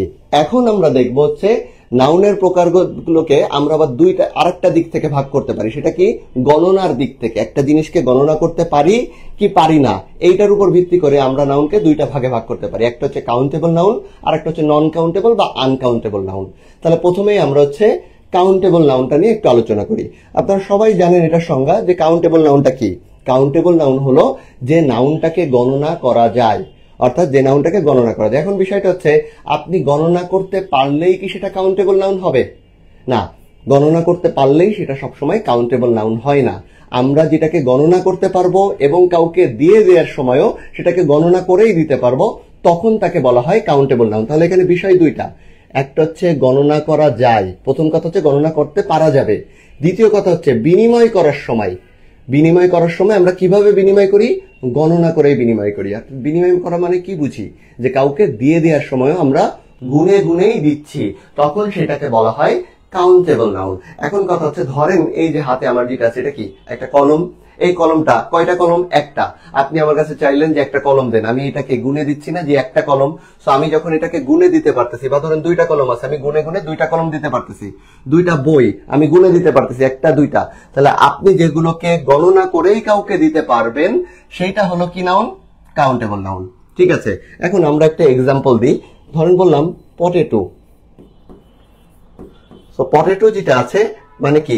আলু। এখন আপনারা যদি জিজ্ঞেস করি এটা কাউন্টেবল না নন কাউন্টেবল, অনেকেই বলে ফেলবেন যে এটা হচ্ছে কাউন্টেবল নাউন। এখন দেখেন পটেটো, আপনি আলু কি করতেছেন? অবশ্যই গুনতে পারেন। আপনি ধরেন দোকানে গেলেন, 5টা আলু গুনে দিলেন, কিন্তু দোকানদারকে ওই 5টা আলু গোনা অবস্থায় আপনাকে দিয়ে দিবে না, সে কিন্তু এটাকে ওয়েট করবে, ওয়েট করেই আপনাকে দিচ্ছে। তার মানে এটা কিন্তু গণনা করে দেয়া হয় না, পরিমাপ করে দেয়া হয়। যখন পরিমাপ করে দেয়া হয় সেটা কিন্তু কাউন্টেবল নাউন হবে না। কাউন্টেবল নাউন তখনই হবে যেটাকে আপনি গণনা করতে পারেন এবং কাউকে দেওয়ার সময় এটা অবশ্যই গণনা করেই দিচ্ছেন, কোনো ওয়েট করে দিচ্ছেন না, সেটাই হলো কাউন্টেবল নাউন। তাহলে এরপরে আমরা চলে আসবো আনকাউন্টেবল নাউনে। আমরা যদি একটু আনকাউন্টেবল নাউনটা দেখি, বা নন কাউন্টেবল নাউন যেটাকে আমরা বলে থাকি। প্রথম কথা হচ্ছে আনকাউন্টেবল বা নন কাউন্টেবলের সংজ্ঞাটা যদি একটা দেখেন, প্রথম কথা যেটা সেটা হচ্ছে গণনা করা যায় না একটা বিষয়। আমরা যেটাকে গণনা করতেই পারবো না, সেটা কেমন? ধরেন ওয়াটার। আমরা যে ওয়াটার বললাম, এটাকে আপনি কি করতে পারবেন না? গণনা করতেই পারবেন না। আমরা যদি তেল বলি ওয়েল, গণনা করতে পারবো? পারবো না। এরকম কিছু বিষয় আছে, তাহলে গণনা করা যায় না এক। দ্বিতীয় বিষয় হচ্ছে গণনা করা যায়, গণনা করা যায়, কিন্তু আপনি দেওয়ার সময় কি করতে পারবেন না? গণনা করে দিবেন না। দেওয়ার সময় আপনি কিভাবে দিবেন? আপনি দিবেন তখন হচ্ছে গণনা করে বিনিময় না করে, আপনি দিবেন পরিমাপ করে। কিভাবে? পরিমাপ করে, তাহলে যদি পরিমাপ করে দেন সেটা কি হয়ে যাবে? Uncountable noun. আমরা যদি এইটাকে পূর্বের নাউনের ক্লাসিফিকেশনের সাথে যদি একটু মিল করতে যাই, তাহলে দেখবেন যে ম্যাটেরিয়াল নাউন এই সংজ্ঞাটাই আমি বলেছিলাম যে গণনা করা যেতে পারে, কিন্তু আমরা বিনিময় করার সময় এটাকে কিভাবে দিই? পরিমাপ করে দিই। তাহলে যেগুলো বিনিময় করার সময় পরিমাপ করে দিই সেইগুলো কোন নাউন হবে? সেইগুলো হয়ে যাবে নন কাউন্টেবল নাউন। এখন ধরেন আমরা একটু আগে যে পটেটোর কথাটা বলেছিলাম, পটেটো আপনি কি করতেছেন? আপনি আসলে গণনা করতে পারতেছেন কিন্তু কাউকে দেওয়ার সময় গণনা করে দিচ্ছেন না। চাল, রাইস আপনি কি করতেছেন? গণনা করতে পারছেন কিন্তু কাউকে দেওয়ার সময় আসলে গুনে গুনে চাল দিতে পারছি না, আমরা এটা ওয়েট করে দিচ্ছি। তাহলে যেগুলো গণনা করে না দিয়ে পরিমাপ করে আমরা মানুষকে দিয়ে থাকি বা বিনিময় করে থাকি, সেইটাই হলো নন কাউন্টেবল বা আনকাউন্টেবল নাউন। আর যেটা গণনা করাই যায় না সেটা তো অবশ্যই নন কাউন্টেবল বা আনকাউন্টেবল নাউন হবে। ওকে, তাহলে আমরা একটু পরের পেজে চলে যাই, দেখি আমরা কিছু গুরুত্বপূর্ণ নন কাউন্টেবল নাউন একটু দেখে নিব।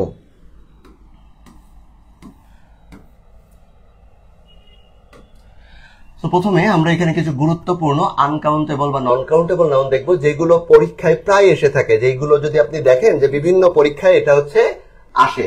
সেগুলো কি কি? যেমন ধরেন স্যান্ড, বালু, গোনা যাবে? যাবে না, নন কাউন্টেবল। সোপ, এইটা দেখে আপনার কাছে মনে হবে যারে সাবান তো আমি গুনতে পারি, যে 4টা 5টা 6টা 7টা যতগুলো লাগে সাবান নিয়ে চলে আসবো, তাহলে সাবান কেন হচ্ছে কাউন্টেবল নাউন হবে না? এটা কেন নন কাউন্টেবল নাউন হবে? আপনাকে যদি জিজ্ঞেস করা হয় যে একটা সাবান দেন, আপনি তো আমাকে একটা সাবান দিবেন, তো এটা কাউন্টেবল হওয়ার কথা, কিন্তু না, এটা নন কাউন্টেবল হবে। কারণ দেখেন আপনি যখন সাবান কেনেন, এটা কিসের উপর ভিত্তি করে কেনেন? এইটা হচ্ছে দেখেন সাবানের বিভিন্ন সাইজ আছে, তার মানে ওটাও কিন্তু ওয়েট অনুসারে আপনাকে কিনতে হয়। আপনি একটা পিস নিচ্ছেন কিন্তু আসলে এটা কি অনুসারে দিচ্ছে দোকানদার আপনাকে? অবশ্যই ওয়েট অনুসারে। যে কোনো সাবানের বিভিন্ন দাম আছে, বিভিন্ন দাম কি অনুসারে আছে? ওটা আসলে ওয়েট অনুসারে। দ্যাটস ওয়াই সাবানও দেয়া হয় ওয়েট অনুসারে, নন কাউন্টেবল। তারপর ধরেন ডাস্ট, প্যাশেন্স অর্থাৎ যেটা ধৈর্য, ধরা ছোঁয়া যায় না, অবশ্যই নন কাউন্টেবল। মানি, এইটা দেখে আবার অনেকের মাঝখানে মনে হয় যে মানি, টাকা তো আমি গুনি, তাহলে এটা কেন কাউন্টেবল হবে না? এটা কেন কাউন্টেবল হবে না? এটা কেন নন কাউন্টেবল হবে? দেখেন আমরা যদি একটা টাকা দেখি, এই যে ধরেন একটা টাকা, এখানে লেখা আছে এটা 1000। সো এই যে 1000 টাকা, আমরা আসলে টাকাটারে বা এই যে মানিটারে পরিমাপ করি কিসের ভিত্তিতে? ওর উপর যে সংখ্যাটা লেখা আছে ওর উপর ভিত্তি করে। আমরা কিন্তু মানিটাকে গুনে গুনে দিই না, যে কয়টা নোট আছে এটা গুনে দিই না, আমরা দিই ওর উপর ওয়েটের উপর ভিত্তি করে। দ্যাটস ওয়াই এটাও নন কাউন্টেবল।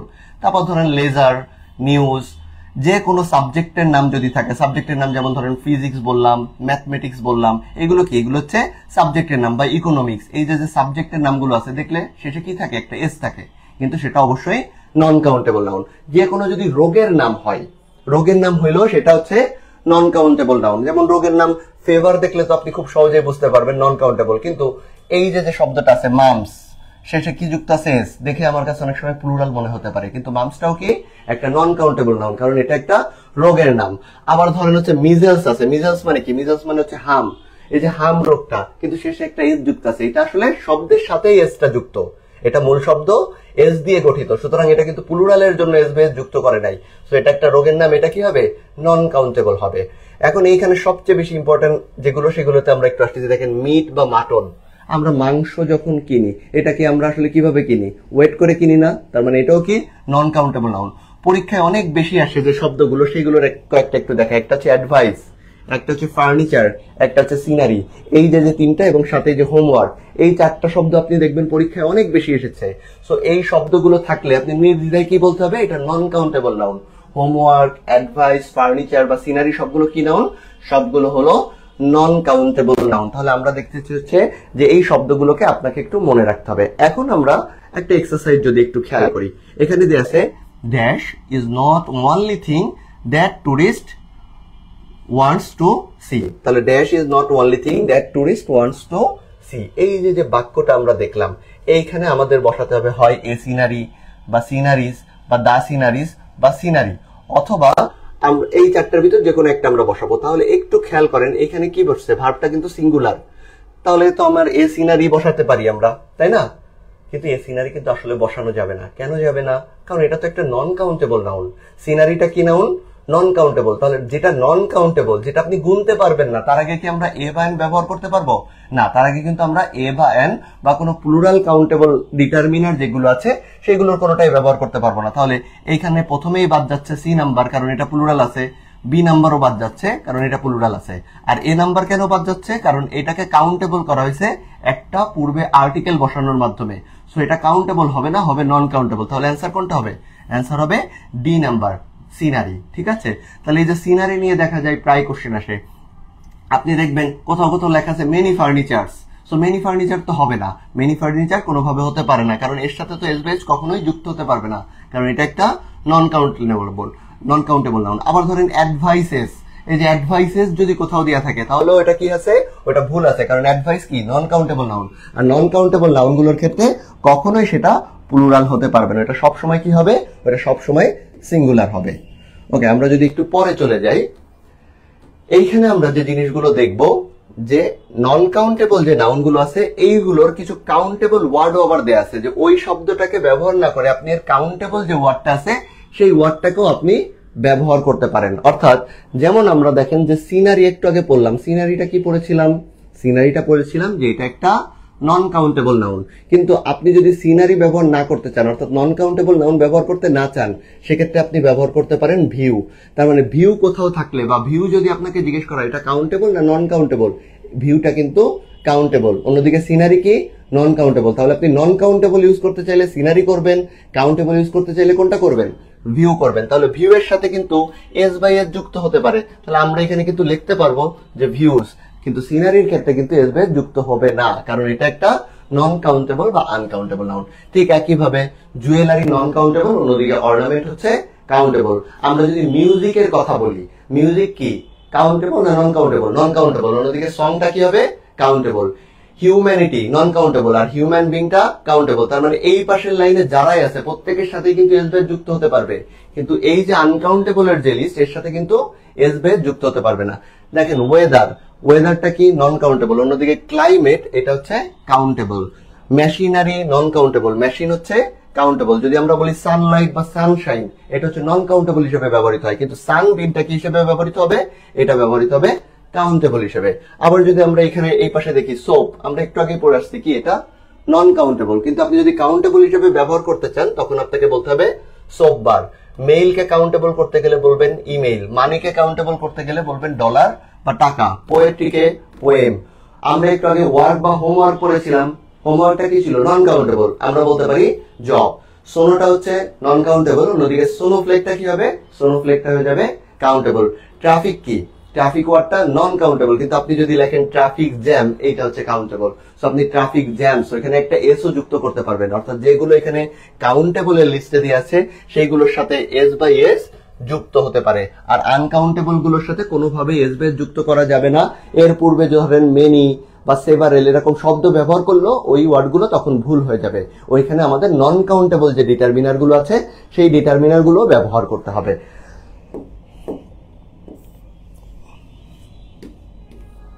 ওকে, আমরা মোটামুটি নাউনের যে ক্লাসিফিকেশন গুলো ছিল সেইগুলো একটু শেষ করেছি। নাউনের ক্লাসিফিকেশন গুলোর ভিতর আমরা নাউনকে 5 ভাগে যে ভাগ করা গিয়েছিল সেইগুলো শেষ করেছি, অন্যদিকে গণনার দিক থেকে যে 2 ভাগে ভাগ করা গিয়েছিল সেইগুলো শেষ করেছি।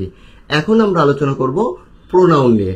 এখন প্রোনাউনের কিছু ক্লাসিফিকেশন যেমন আছে, আবার প্রোনাউনের কিছু ফর্মও আছে।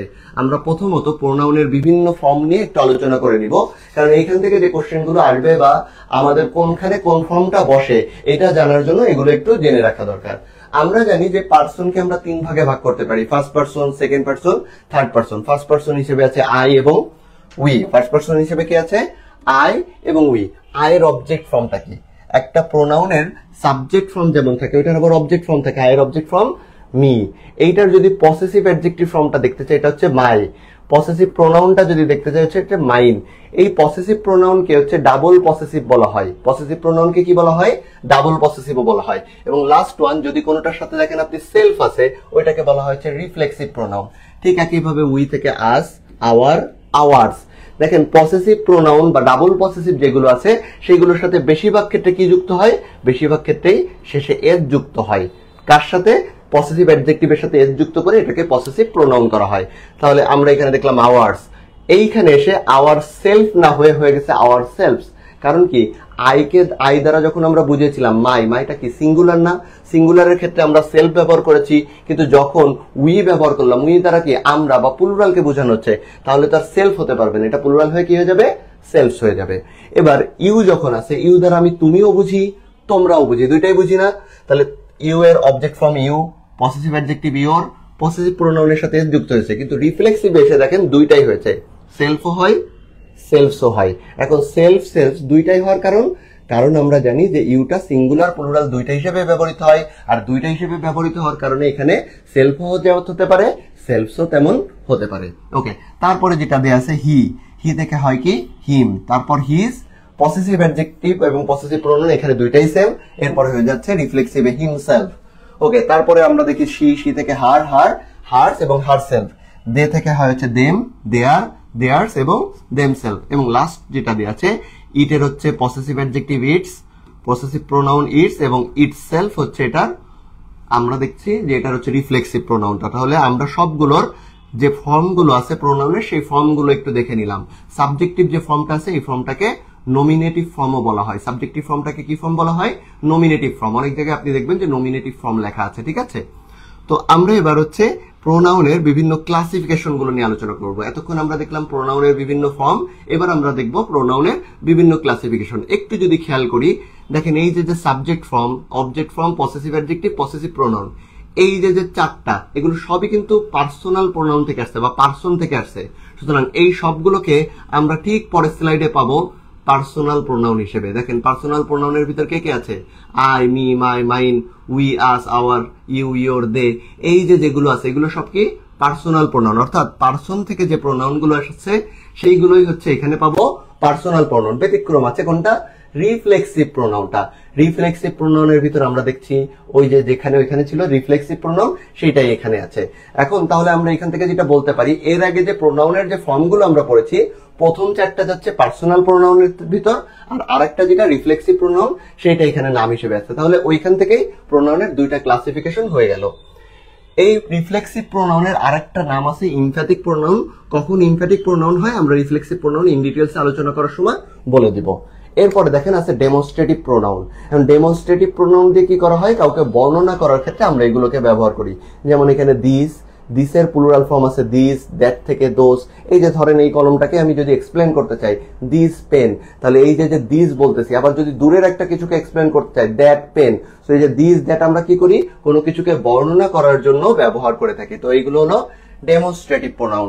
এরপর আমরা চলে আসবো ইনডিফিনাইট প্রোনাউন। ইনডিফিনাইট প্রোনাউন গুলো মনে রাখার একটা সহজ উপায় আছে। সহজ উপায়টা কি? আমরা কয়েকটা শব্দ একটু মনে করার চেষ্টা করব। ধরেন লিখলাম এভরি, তারপর লিখলাম সাম, এরপর লিখলাম এনি এবং লাস্টে লিখলাম নো।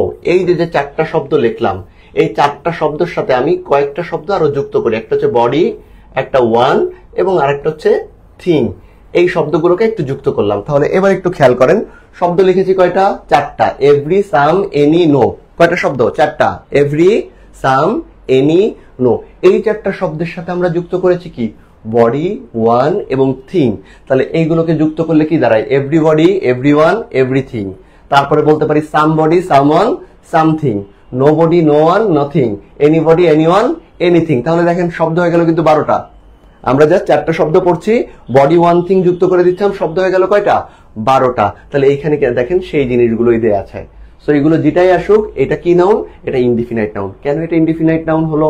ইনডিফিনাইট মানে অনির্দিষ্ট। আমি বললাম সামওয়ান হ্যাজ কাম হিয়ার, কেউ একজন এখানে আসছে। এখন কেউ একজন যিনি এখানে আসছে তাকে কি আমি চিনি? চিনলে তো আমি বলতেই পারতাম যে এই লোকটা এখানে আসছে, আমি কিন্তু সেটা বলতে পারছি না, তিনি আমার জন্য অনির্দিষ্ট। তাহলে এই ওয়ার্ডগুলো আমরা তখনই ব্যবহার করি যখন অনির্দিষ্ট কিছু বোঝানো হয়।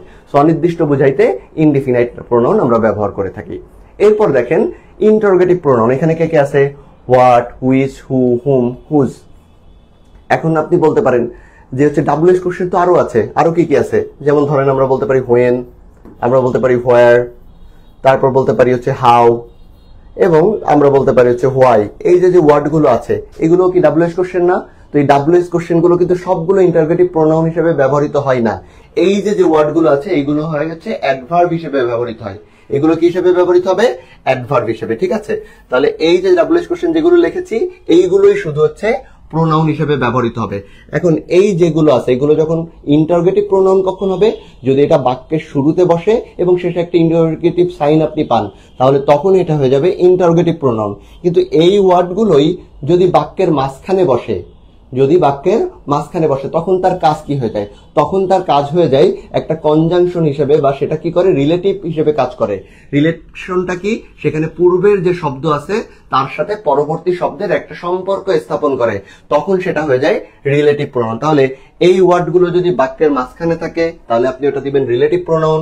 এই ওয়ার্ডগুলো যদি বাক্যের শুরুতে থাকে এবং শেষে প্রশ্নবোধক চিহ্ন থাকে তাহলে আপনি সেটা দিবেন ইন্টারোগেটিভ প্রোনাউন। সো একই ওয়ার্ড ইন্টারোগেটিভ প্রোনাউন যেমন হতে পারে, এট দ্য সেম টাইম সেটা হতে পারে রিলেটিভ প্রোনাউন। ওকে, এরপর আমরা দেখবো হচ্ছে ডিস্ট্রিবিউটিভ প্রোনাউন, যেগুলো দিয়ে আমরা কোনো কিছু ডিস্ট্রিবিউট করতে পারি, যেমন ইচ, আইদার, নাইদার।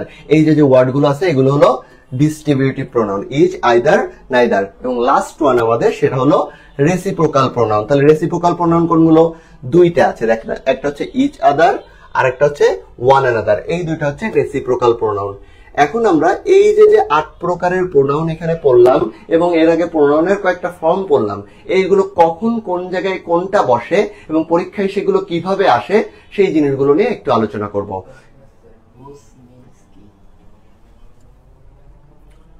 আচ্ছা, হুজ মানে হচ্ছে কার বুঝায়, আবার যখন এইটা বাক্যের মাঝখানে বসবে তখন হবে এটা যার অর্থ দেয়। সো যখন এটা রিলেটিভ প্রোনাউন হিসেবে বসবে তখন যার অর্থ দেয়, আর যখন এটা প্রশ্ন করা বুঝায় তখন কার অর্থ দেয়। ঠিক আছে, ওকে। আমরা তাহলে একটু পরের স্লাইডে চলে যাই। আমরা এখন দেখবো হচ্ছে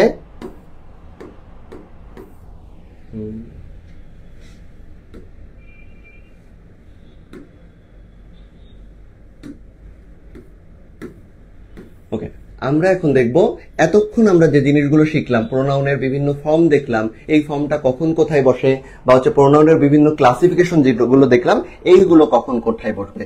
প্রথম যে রুলটা যদি আমরা একটু খেয়াল করি, যে সাবজেক্ট হিসেবে একটা হচ্ছে সাবজেক্ট হিসেবে,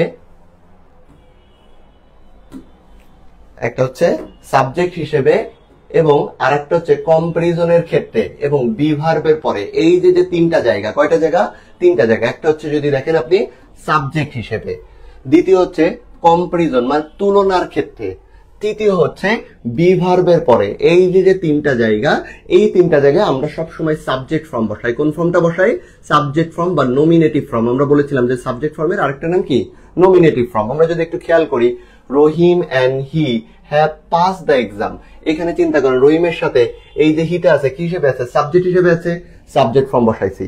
কিন্তু পরেরটাই যদি একটু খেয়াল করি, ইট ইজ আই, এটা কি, ইজটা কি ভার্ব, ইজটা হচ্ছে বি ভার্ব। আমরা গতদিন যে ভার্বের ক্লাসটা করেছিলাম, বি ভার্ব কোনগুলো ছিল, am, is, are, was, were, এগুলো কি ভার্ব ছিল, এগুলো ছিল বি ভার্ব। সো বি ভার্বের পরে প্রোনাউনের কোন ফর্ম বসবে, সাবজেক্ট ফর্ম বসাবে। অন্য ভার্বের পরে কিন্তু প্রোনাউনের অবজেক্ট ফর্ম বসে, শুধু বি ভার্বের পরে কোন ফর্ম বলবে, বি ভার্বের পরে বলবে সাবজেক্ট ফর্ম। এইটা তাহলে দুইটা গেল, প্রথমটা হচ্ছে সাবজেক্ট হিসেবে আর দ্বিতীয়টা গেল বি ভার্বের পরে। তাহলে বাকি আছে কোনটা, কম্পারিজনের ক্ষেত্রে। কম্পারিজন মানে কি, তুলনা। আপনি দেখবেন যে আমরা তুলনা করি যখন আমরা পজিটিভ ফর্ম ব্যবহার করি বা পজিটিভ ডিগ্রি অথবা কম্পারেটিভ ডিগ্রি, তখন অনেক সময় ভুলবশত দেখা যায় যে তুলনার ক্ষেত্রে আমরা সাবজেক্টের সাথে অবজেক্টের কম্পেয়ার করে ফেলি, কিন্তু সাবজেক্টের সাথে সবসময় কম্পেয়ার হবে সাবজেক্টের। আমরা যদি একটু এক্সাম্পল গুলো দেখি, he is taller then I, এইখানে অনেকে কি করে ফেলতে পারে যে মি দিয়ে দিতে পারে, he is taller than me.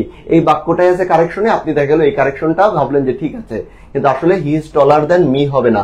কেন হবে না, কারণ হি, এই যে হি কে তুলনা করা হচ্ছে মানে সাবজেক্টকে তুলনা করা হচ্ছে, কার সাথে তুলনা করা হবে, অবশ্যই সাবজেক্টের সাথে। তাহলে সাবজেক্টকে সাবজেক্টের সাথে তুলনা করতে হয়। বা দেখেন এখানে অ্যাজ টল অ্যাজ কি হচ্ছে, আই আছে, সাবজেক্ট ফর্ম আছে। তাহলে আমরা দুইটা জায়গায় দেখি এরকম হয়, একটা হচ্ছে অ্যাজ সুন অ্যাজ, সরি, একটা হচ্ছে অ্যাজ ডট ডট অ্যাজ আমরা বলতে পারি, বা সো ডট ডট অ্যাজ, মানে যখন নেগেটিভ হয় তখন আমরা সো ব্যবহার করি, অ্যাজ ডট ডট অ্যাজ বা সো ডট ডট অ্যাজ, অথবা দেন তুলনা করার ক্ষেত্রে এই শব্দগুলোকে আমরা ব্যবহার করি। এবং এর পরে সবসময় কোন ফর্ম বলবে, সাবজেক্ট ফর্ম বলবে। তাহলে বিষয়টা হচ্ছে আমরা এর আগে যেহেতু সাবজেক্ট ফর্ম আছে, এটাকে তুলনা করার ক্ষেত্রে এর পরেও কি ফর্ম বলবে, সাবজেক্ট ফর্ম বলবে। এটা হচ্ছে মনে রাখতে হবে। তাহলে তুলনার ক্ষেত্রে কোন ফর্ম বসে, তুলনার ক্ষেত্রে সাবজেক্ট ফর্ম বসে। তাহলে সাবজেক্ট ফর্ম তিনটা জায়গায়, সাবজেক্ট হিসেবে, বি ভার্বের পরে এবং কম্পেয়ার বা তুলনার ক্ষেত্রে আমরা সাবজেক্ট ফর্মকে ব্যবহার করি। দ্বিতীয়ত হচ্ছে অবজেক্ট হিসেবে এবং প্রিপজিশনের পরে আমরা সবসময় অবজেক্ট ফর্ম বসাবো। কোন কোন ক্ষেত্রে, একটা হচ্ছে অবজেক্ট হিসেবে আর দ্বিতীয় হচ্ছে প্রিপজিশনের পরে। আমরা একটু দেখি, হি গেভ আস, এই যে দেখা দেয়া আছে এখানে গেপটা কি ভার্ব না, এটা কি বি ভার্ব না, বি ভার্ব বলে কিন্তু আমাদের এখানে সাবজেক্ট ফর্ম বসাতে হতো। বি ভার্ব ব্যতীত অন্য সকল ভার্বের পরে আমরা কোন ভার্ব বসাবো, অন্য সকল ভার্বের পরে আমরা বসাবো অবজেক্ট ফর্ম, তাহলে আস। তারপর she is known to me, এখানে দেখেন টুটা কি আছে প্রিপোজিশন, প্রিপোজিশনের পরে আমরা কি বসাইলাম মি বসাইছি। এমং, এমংটা কি একটা প্রিপোজিশন, প্রিপোজিশনের পর আমরা কি বসালাম আস, অর্থাৎ অবজেক্ট ফর্ম বসিয়েছি।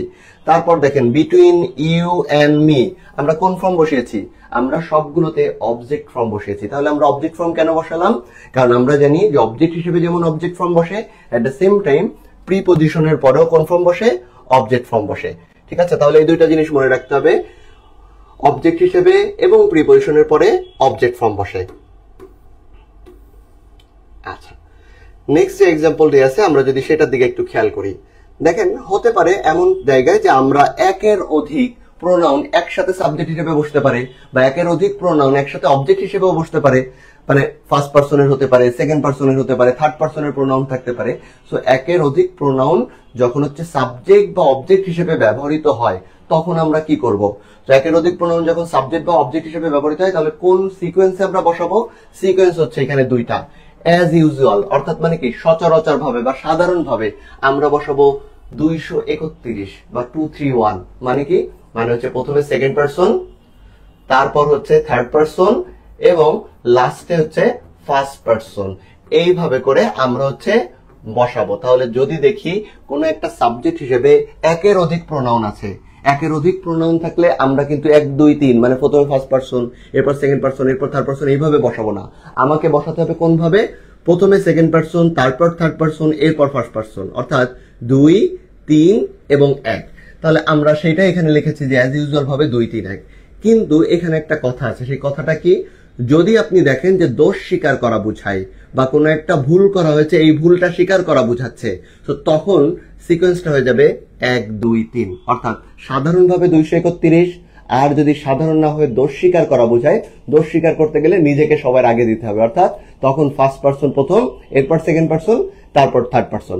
আমরা যদি একটু দেখি, you he and I were present in the class, তাহলে এই বাক্যটা কি সাধারণ একটা সেন্টেন্স, সেই বাক্যে প্রথমে কোন ব্যবহার করেছি, সেকেন্ড পারসন, তারপর এখানে কোনটা ব্যবহার করেছি, থার্ড পারসন, এরপর এখানে কোনটা ব্যবহার করেছি, ফার্স্ট পারসন, তাহলে 2 3 1। কিন্তু যখন আমরা বললাম যে এই যে আমরা তিনজন কমিটেড দ্য ক্রাইম, ক্রাইমটা সংগঠন করেছি বা ক্রাইমটা আমরা করেছি বা কোনো একটা অপরাধ করেছি, তাহলে এটা কি কোনো দোষ প্রকাশ করা হলো বা দোষ স্বীকার করা হলো। যখন আপনি দোষ স্বীকার করতে যাচ্ছেন তখন কি এই 2 3 1 বসাতে পারবেন না, তখন আপনাকে 1 2 3 এইভাবে বসাতে হবে। ওকে, তাহলে দোষ স্বীকারের ক্ষেত্রে আমরা বসাবো হচ্ছে 1 2 3। আমরা একটু দুইটা এক্সাম্পল একটু দেখে আসি এটার সাথে। দেখেন একটা কোশ্চেন আসছে যে আইডেন্টিফাই দ্য কারেক্ট সেন্টেন্স। এখন আইডেন্টিফাই দ্য কারেক্ট সেন্টেন্স বলা হচ্ছে যে আমি, তুমি এবং রহিম পাশ করেছে, সো এটাই বোঝাতে চেয়েছে। তাহলে এই যে বাক্য যেটা দিয়ে আছে, আমি, তুমি এবং রহিম পাশ করেছে, এটা কি কোনো দোষ স্বীকার করা হয়েছে না, তার মানে এটা সাধারণ ক্ষেত্র। সাধারণ ক্ষেত্রে আমাদের কি হবে 2 3 1, তাই তো। তো প্রথমটাই কি আছে, এখানে 1 2 3 আছে, তার মানে এটা বাদ। পরেরটা দেখি, এখানে প্রথমে 3 আছে, তারপর 1 আছে, তারপর 2 আছে, তার মানে এটাও বাদ। ওকে, এইটা যদি দেখি 1 আছে, 3 আছে, 2 আছে, তাহলে 132, এটাও কি বাদ। এইটার দিকে যদি একটু খেয়াল করে দেখেন, 2 সেকেন্ড পারসন, রহিম কোন পারসন, থার্ড পারসন, তাহলে 2 3 এবং এটা ফার্স্ট পারসন, 2 3 1, তাহলে রাইট কোনটা, রাইট এইটা। সো আমাদের বুঝতে হবে যে যখন আমরা সাধারণ ক্ষেত্র দেখব তখন আমাদের 2 3 1 এই অনুসারে দিতে হবে।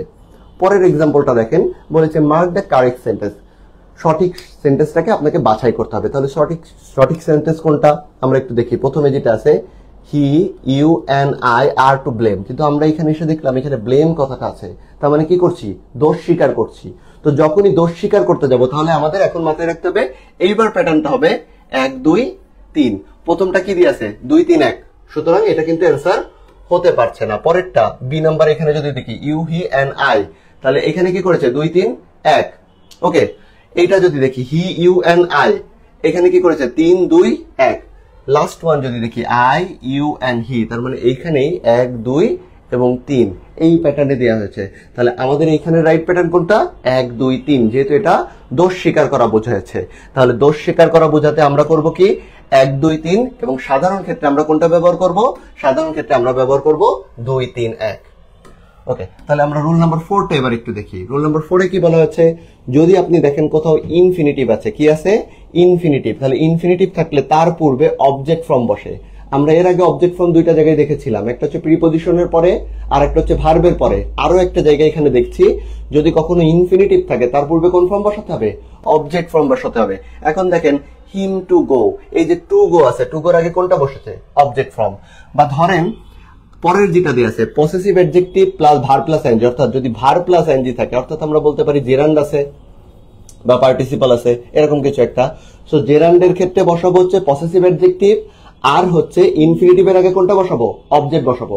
জেরান্ডের আগে পসেসিভ অ্যাডজেক্টিভ, ইনফিনিটিভের আগে কি বসাবো, ইনফিনিটিভের আগে আমরা বসাবো হচ্ছে ইনফিনিটিভের আগে আমরা বসাবো অবজেক্ট, এবং জেরান্ডের আগে আমরা বসাবো পসেসিভ অ্যাডজেক্টিভ। তাহলে আমরা যদি একটু খেয়াল করি এখানে যে এই যে এক্সাম্পলটা দিয়ে আছে গোয়িং, গোয়িংটা কি ভার প্লাস আইএনজি আছে, তার মানে এটা একটা জেরান্ড।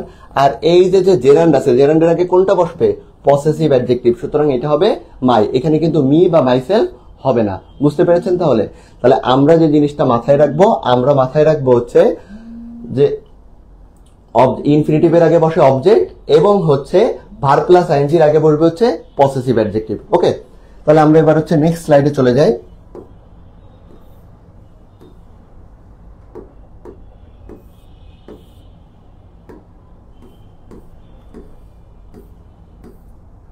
রুল নাম্বার 5-এ যদি দেখি, আমরা পড়েছিলাম ইচ আদারের একটা পড়েছিলাম, একটা ছিল ইচ আদার আর একটা ছিল ওয়ান অ্যানাদার। তাহলে ইচ আদার যদি দেখি, ইচ আদার বসে হচ্ছে দুয়ের মধ্যে, কয়জনের মধ্যে, দুয়ের মধ্যে, অর্থাৎ দুয়ের ভিতর যদি কোনো একটা বিষয় বুঝায় তখন আমরা বসাবো ইচ আদার।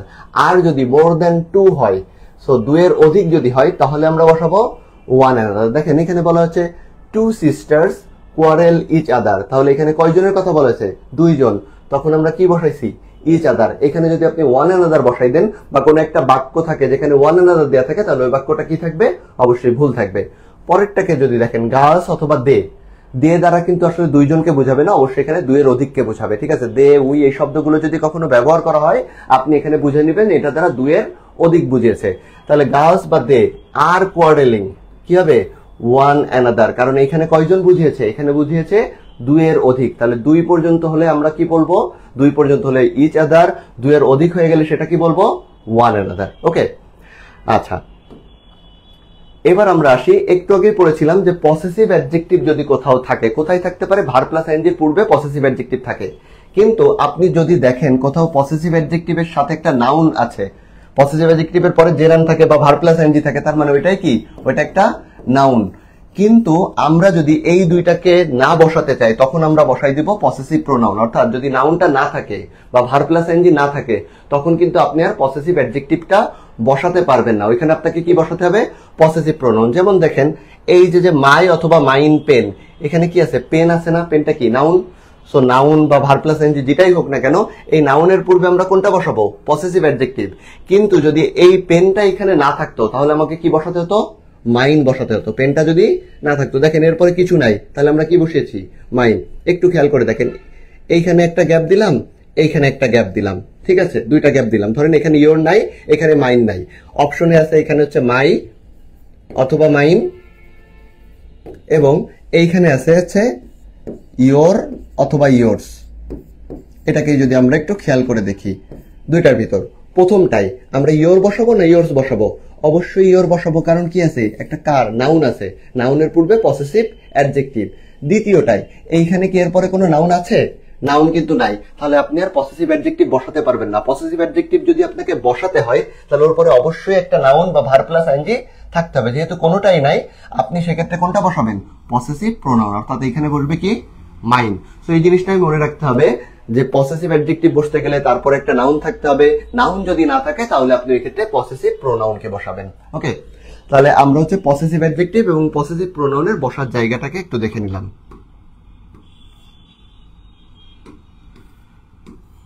এবার আমরা আলোচনা করব ওয়ান নিয়ে। এই ওয়ানের বিষয়টা খুবই গুরুত্বপূর্ণ, আমাদের প্রায় পরীক্ষায় দেখা যায় যে ওয়ান থেকে কোশ্চেন আসে, ওই যে ওয়ান যে সাবজেক্ট ফর্ম আছে এটা থেকে কি টাইপের কোশ্চেন আসতে পারে সেটা একটু দেখি। যদি আপনি দেখেন যে ওয়ান কোথাও সাবজেক্ট হিসেবে আছে, ওয়ান কি হিসেবে আছে, সাবজেক্ট, তাহলে ওয়ানটাকে আমরা একটু লিখি। এই যে ওয়ান, এটা হচ্ছে সাবজেক্ট ফর্ম, এটার অবজেক্ট ফর্মও ওয়ান, কিন্তু এটার পসেসিভ অ্যাডজেক্টিভ যে ফর্মটা সেটা হচ্ছে ওয়ান্স, অর্থাৎ ওয়ান দিয়ে একটা অ্যাপোস্ট্রফি তারপর হচ্ছে এস, এটা হচ্ছে পসেসিভ অ্যাডজেক্টিভ ফর্ম। তাহলে এটা সাবজেক্ট ফর্ম, এটা অবজেক্ট ফর্ম, আর এটা হচ্ছে পসেসিভ অ্যাডজেক্টিভ যে ফর্মটা আছে সেইটা। তাহলে ওয়ান এর ক্ষেত্রে পসেসিভ অ্যাডজেক্টিভ হিসেবে আপনি কোনটা ব্যবহার করবেন? সচরাচর ভাবে পসেসিভ অ্যাডজেক্টিভ হিসেবে আপনাকে সবসময় ব্যবহার করতে হবে ওয়ান্স। তাহলে আমরা সেই জিনিসটাই দেখেছি। প্রথমে বলা আছে ওয়ান যদি সাবজেক্ট হিসেবে ব্যবহৃত হয় তাহলে তার পসেসিভ কেসটি সর্বদাই কি হবে? সর্বদাই ওয়ান্স হবে। আমরা একটু প্রথম এক্সাম্পলটার দিকে একটু খেয়াল করি। One should take care of, one should take care of, এখানে অপশনে আছে হিজ, হার, দেয়ার, ওয়ান্স। আমরা জানি যে ওয়ান যদি সাবজেক্ট হিসেবে থাকে, ওয়ান কি হিসেবে থাকে? সাবজেক্ট হিসেবে যদি থাকে তাহলে এর পরে পসেসিভ কেস হিসেবে কি বলবে?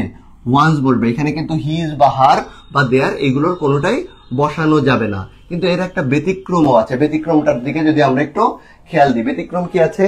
যদি কখনো দেখেন ওয়ান অফ দা আছে, কি আছে? One of the. আমরা জানি ওয়ান অফ দার একটা রুল আছে, সেটা কি? ওয়ান অফ দা, এইটার পরে নাউন বসে প্লুরাল। কি নাউন বসে? Plural noun. কিন্তু ভার্বটা কি বসে? ভার্বটা বসে সিঙ্গুলার। ওয়ান অফ দার পরে কি বসে? প্লুরাল নাউন, এবং ভার্ব কি বসে? ভার্ব বসে হচ্ছে সিঙ্গুলার। এটা হচ্ছে সেই রুলটা যে ওয়ান অফ দা। তাহলে শুধু ওয়ান থাকলে পসেসিভ কেস হিসেবে ওয়ান্স বসাবো, কিন্তু যদি ওয়ান অফ দা থাকে সেক্ষেত্রে পসেসিভ কেস হিসেবে আমরা কি বসাবো? হিজ বসাতে হবে অথবা হার বসাতে হবে। এখানে কিন্তু ওয়ান্স আর বসানো যাবে না। আমরা যদি দ্বিতীয় এক্সাম্পলটার দিকে একটু খেয়াল করি, এখানে বলা আছে কি? One of the students. তাহলে আমরা দেখতে পাচ্ছি এখানে কিন্তু শুধু ওয়ান সাবজেক্ট হিসেবে নাই, আছে কি? ওয়ান অফ দা আছে। যখন ওয়ান অফ দা আছে তখন এই যে পসেসিভ কেসের জায়গায় আমরা কি বসাবো?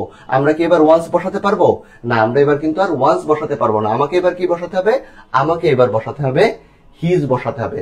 তাহলে আমাদের মনে রাখতে হবে শুধু ওয়ান সাবজেক্ট হিসেবে থাকলে আপনি এটার পসেসিভ কেস হিসেবে ওয়ান্স বসাবেন, কিন্তু যদি ওয়ান না থেকে ওয়ান অফ থাকে অর্থাৎ ওয়ান অফ দা থাকে তখন আপনাকে আর ওয়ান্স বসানো যাবে না, আপনাকে তখন বসাতে হবে হিজ অথবা হার। এখানে কি আছে? এখানে ছিল হিজ, আমরা হিজ বসিয়েছি। তাহলে বিষয়টাকে ক্লিয়ার? মনে রাখতে হবে ওয়ানের ক্ষেত্রে ওয়ান্স আর ওয়ান অফ দার ক্ষেত্রে হিজ অথবা হার।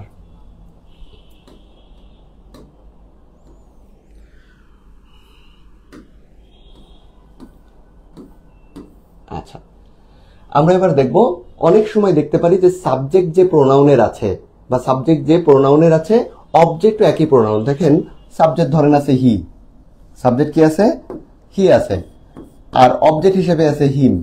এইটা যদি হয়ে যায় তাহলে এই বাক্যটা ভুল হয়ে যাবে। সাবজেক্ট যে প্রোনাউনের অবজেক্টও সেই প্রোনাউনের হতে পারবে না, এটা অন্য কোনো প্রোনাউনের হতে হবে।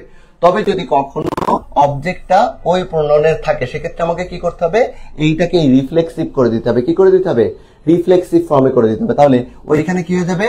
হিমসেলফ হয়ে যাবে। অর্থাৎ সাবজেক্ট এবং অবজেক্ট দুইটাই যদি একই প্রোনাউনের হয়ে যায় তাহলে অবজেক্টের পরিবর্তে আমাকে সবসময় রিফ্লেক্সিভ প্রোনাউন বা রিফ্লেক্সিভ ফর্মটাকে ব্যবহার করতে হবে।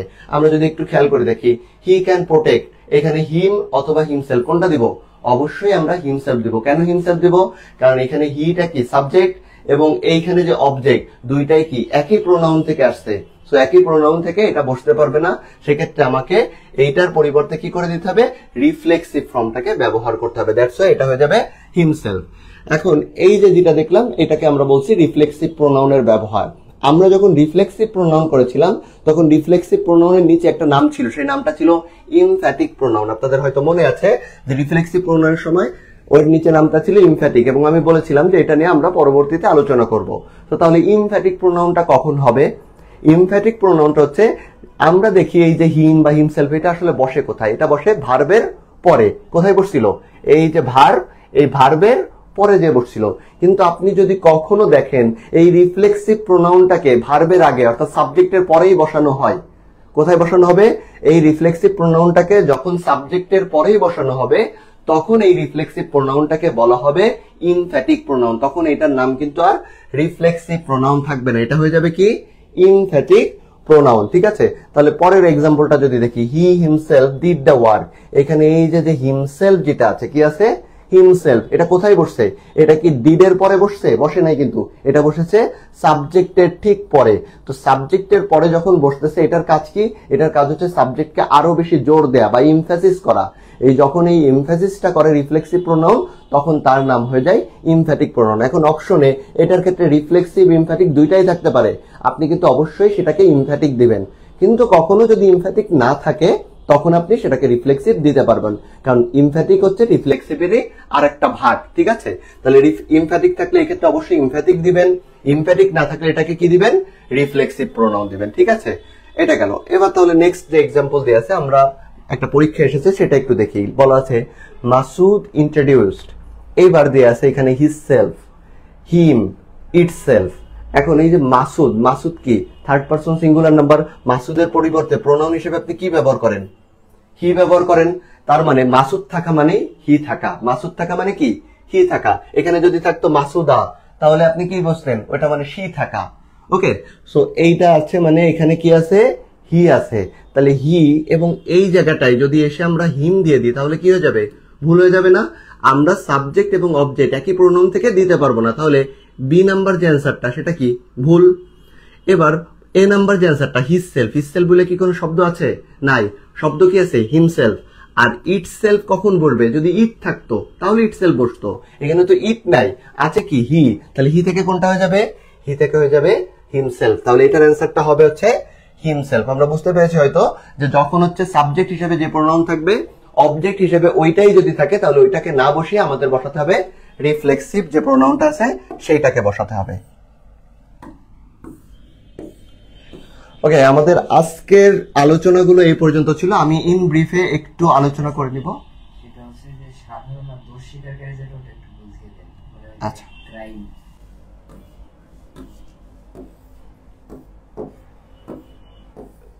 আমরা রুল নাম্বার 3 তে বলেছিলাম সাধারণ এবং দোষ স্বীকার। সাধারণ বিষয়টা কি?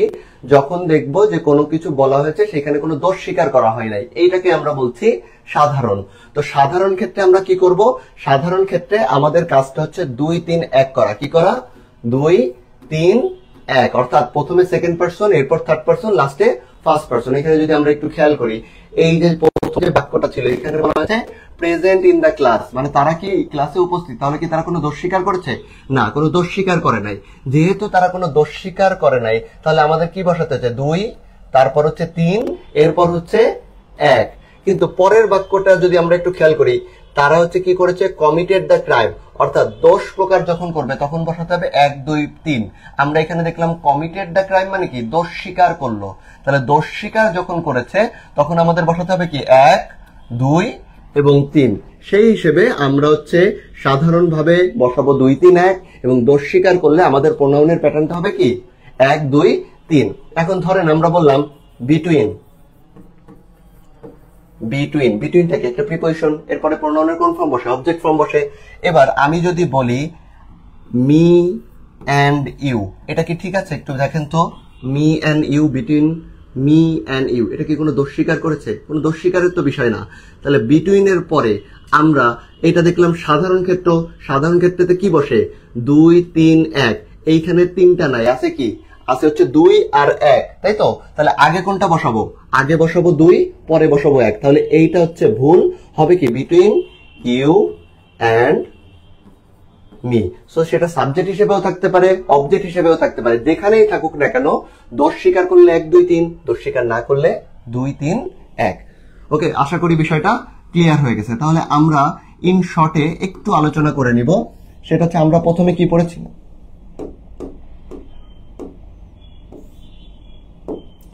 আমরা একটু প্রথমে চলে যাব। আমরা ফার্স্টে যখন হচ্ছে প্রোনাউনের প্রথমে নাউনের ক্লাসিফিকেশনে আমরা চলে যাব। একটু আমরা প্রথমেই শুরু করেছিলাম ক্লাসিফিকেশন অফ নাউন নিয়ে। নাউনের ক্লাসিফিকেশনকে আমরা দুইটা ভাগে ভাগ করেছিলাম। একটা ছিল কনক্রিট নাউন, একটা ছিল হচ্ছে অ্যাবস্ট্রাক্ট নাউন। কনক্রিট মানে যেটা ধরা ছোঁয়া যায়। এন্ড কনক্রিট নাউনের প্রথমটা ছিল হচ্ছে প্রপার নাউন। প্রথমটা কি ছিল? প্রপার নাউন ছিল। এখন এই যে প্রপার নাউন বলতে যে কোনো একটা কিছুর নাম বোঝায়। যেমন ধরেন আমরা যে কোনো একটা নাম বললাম, সেটা বললাম মেঘনা, এটা কি একটা নদীর নাম? তাহলে এই একটা বোঝাবে, এটা সবসময় কি হয়? সিঙ্গুলার হয়। তার মানে এটা অবশ্যই কাউন্টেবল নাউন। কি নাউন? Countable noun. ওকে, এই একটা না বুঝায়। এবং আরেকটা কথা যেটা বলে রাখছিলাম যে এটা সবসময় ক্যাপিটাল লেটার দিয়ে শুরু হয়। কি দিয়ে শুরু হয়? ক্যাপিটাল লেটার দিয়ে। তো একটা না বুঝায় যদি সকলকে একত্রে বুঝায় তাহলে তখন হয়ে যাবে সেটা কমন নাউন। যেমন এই মেঘনাকে আমরা কি বলতে পারি? রিভার। মেঘনাকে আমরা রিভার বলতে পারি। ঠিক আছে, তাহলে এটা হয়ে গেল common noun. Common noun singular plural দুইটাই হতে পারে, তার মানে রিভার হতে পারে, রিভার্সও হতে পারে। সো এটাও কি অবশ্যই কাউন্টেবল, যেটাকে সিঙ্গুলার প্লুরাল দুইটাই করা যায়, কাউন্টেবল গেল। এরপরে আমরা চলে আসছিলাম কালেকটিভ নাউন। কালেকটিভ নাউন একজনকেও বোঝাবে না, সকলকেও বোঝাবে না। কিছু লোক একত্রে যখন একটা কাজ করে তখন তাকে আমরা বলেছি কালেকটিভ নাউন। যেমন এখানে উদাহরণস্বরূপ আমরা জুরি বলেছিলাম বা অডিয়েন্স বলেছিলাম। সো এই যে জুরি বা অডিয়েন্স এরা সবসময় সিঙ্গুলার, এরা সবসময় সিঙ্গুলার এবং এটাও কাউন্টেবল। তো এই যে সিঙ্গুলার এটা প্লুরাল হতে পারে। কখন প্লুরাল হয়? এটা সাধারণ ক্ষেত্রে সিঙ্গুলার হলেও এটা প্লুরাল কখন হয়ে যাবে? যদি হচ্ছে প্লুরাল হয় কখন? যদি ডিভাইডেড হয়ে যায়, অর্থাৎ ডিভাইডেড হলে সেটা হয়ে যাবে প্লুরাল। এই জিনিসটা এখান থেকে মনে রাখতে হবে। গেল। এরপর ম্যাটেরিয়াল নাউন কোনটা?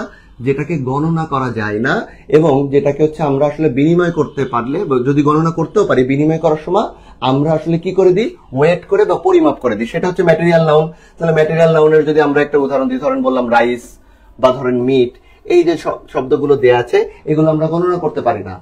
আমরা গণনা করতে পারলেও আমরা বিনিময় করার সময় কি করি?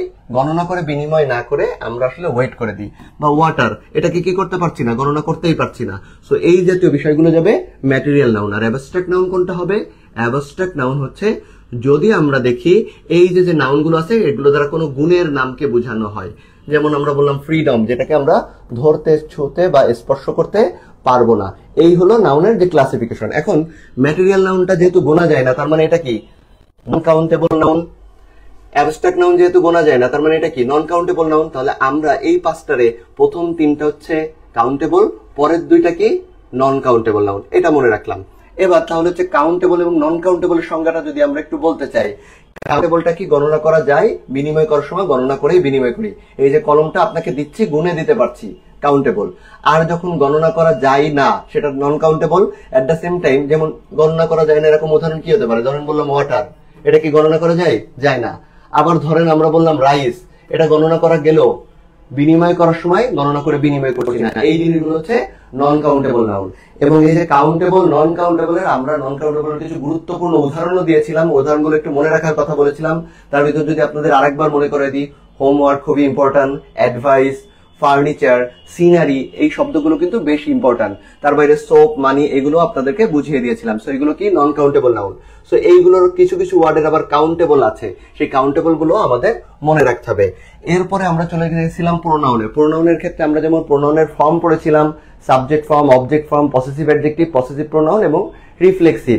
প্রথম যে চারটা ফর্ম, এই চারটা ফর্ম মিলে হচ্ছে পার্সোনাল প্রোনাউন এবং রিফ্লেক্সিভটা হলো আরেকটা প্রোনাউনের ক্লাসিফিকেশন। এর বাইরে আরো প্রোনাউনের আমরা কিছু ক্লাসিফিকেশন করেছিলাম এবং আমরা দেখেছি প্রোনাউনের কোন ফর্মটা কোথায় বসে। এই প্রত্যেকটা জিনিস আপনাকে আসলে একটু ভালো করে যদি এই স্লাইডটা দেখেন বা এই ভিডিওটা ভালো করে দেখেন, তাহলে আশা করি নাউন এবং প্রোনাউন সম্পর্কে যে সকল প্রশ্ন পরীক্ষায় আসে আমি প্রত্যেকটা জিনিস নিয়ে আলোচনা করেছি এবং আপনার জন্য এই লেকচারটা অনেক বেশি সহজবোধ্য হবে এবং আপনি পরীক্ষার যে কোনো কোশ্চেন আসলে খুব সহজে উত্তর করতে পারবেন ইনশাল্লাহ। তো ভিউয়ার্স, আমাদের আজকের ক্লাসটা বা আজকের আচ্ছা কালেকটিভ নাউন নিয়ে মনে হয় একটা কোশ্চেন আছে। আমরা যদি কালেকটিভ নাউন নিয়ে আরেকটু আলোচনা করতে যাই, সেটা হচ্ছে কালেকটিভ নাউনটা কি? কালেকটিভ নাউনটা হচ্ছে আপনি যখন একজনকে বুঝাবেন না, সকলকেও বুঝাবেন না, কিছু লোককে বা কিছু প্রাণীকে একত্রে বুঝাচ্ছেন যারা এক হয়ে কোনো একটা কাজ করছে, সেটাই হলো কালেকটিভ নাউন। যেমন আমরা যদি বলি ক্লাস, এই যে আমরা যেখানে আছি এটা কি? এটা হচ্ছে ক্লাস। এই যে ক্লাসে আমরা উপস্থিত আছি, এখানে কি পৃথিবীর সমস্ত মানুষ আছে? না, কিছু মানুষ একত্রে আমরা একটা কাজ করতেছি, তার মানে কমন ইন্টারেস্ট। ধরেন এই ক্লাসের ভিতর আমি একটা দল করে দিলাম, এই যে দলটারে আমরা বলতে পারি টিম বা গ্রুপ। তো যখন এখানে আমি 4টা গ্রুপ করে দিলাম বা 5টা গ্রুপ করে দিলাম, তো প্রত্যেকটা গ্রুপের আলাদা আলাদা ইন্টারেস্ট আছে না? সো এই এক একটা গ্রুপ এক একটা কালেকটিভ নাউন হচ্ছে। সো কালেকটিভ নাউন কোনগুলো? কালেকটিভ নাউন হচ্ছে একজনকে বুঝায় না, সকলকেও বুঝায় না। কিছু মানুষ বা কিছু প্রাণী যখন এক হয়ে একটা কাজ করে থাকে তখন আমরা তাকে বলে থাকি কালেকটিভ নাউন। এবং এই কালেকটিভ নাউনটা সবসময় সিঙ্গুলার হয়। তবে কালেকটিভ নাউন যদি কখনো বিভক্ত হয়ে যায় তখন কালেকটিভ নাউনটা প্লুরাল হয়ে যায় এবং এরপরে ভার্ব তখন কি বলবে? ভার্ব প্লুরাল বলবে। ঠিক আছে, এখন কালেকটিভ নাউন এই যে শব্দগুলো ক্লাস, টিম বা গ্রুপ, এইগুলো আমরা ব্যবহার করি ব্যক্তির ক্ষেত্রে, কিন্তু প্রাণীর ক্ষেত্রেও কিছু শব্দ ব্যবহৃত হয়। যেমন হচ্ছে আমরা ওইখানে বলেছিলাম ফ্লক, ফ্লক অফ বার্ডস, বার্ডসের ক্ষেত্রে আমরা ফ্লক ব্যবহার করেছিলাম। ফ্লক অফ শিপ, শিপের ক্ষেত্রে ফ্লক ব্যবহার করেছিলাম। আবার কুকুরের ক্ষেত্রে আমরা কি ব্যবহার করেছিলাম? Pack, pack of dogs. তো অন্যান্য প্রাণীদের ক্ষেত্রে কালেকটিভ নাউন হিসেবে যে ক্লাস, টিম বা গ্রুপ ব্যবহৃত হয় না, তাদের ক্ষেত্রে আরো কিছু শব্দ আছে যেগুলো আজকের লেকচারে আমরা আলোচনা করেছি। ওইগুলো যদি আপনি একটু মুখস্থ রাখেন তাহলে পরীক্ষায় এই টাইপের যে কোশ্চেন আসবে ইনশাল্লাহ আপনি খুব সহজেই পেরে যাবেন। তো আশা করি, আমার মনে হয় যে কালেকটিভ নাউন নিয়ে আপনাদের যে কোশ্চেনটা ছিল সেটা সমাধান হয়ে গেছে। আপনারা ক্লাসটা আরেকবার যদি দেখে নেন তাহলে এই ক্লাসের কোনো যতগুলো টপিক নিয়ে আমরা আলোচনা করেছি ইনশাল্লাহ কোনো টপিকে কোনো সমস্যা থাকবে না। তো ভিউয়ার্স, আমাদের আজকের লাইভটা এই পর্যন্ত। সবাই ভালো থাকবেন আমাদের নেক্সট অনলাইন ক্লাস পর্যন্ত। আসসালামু আলাইকুম।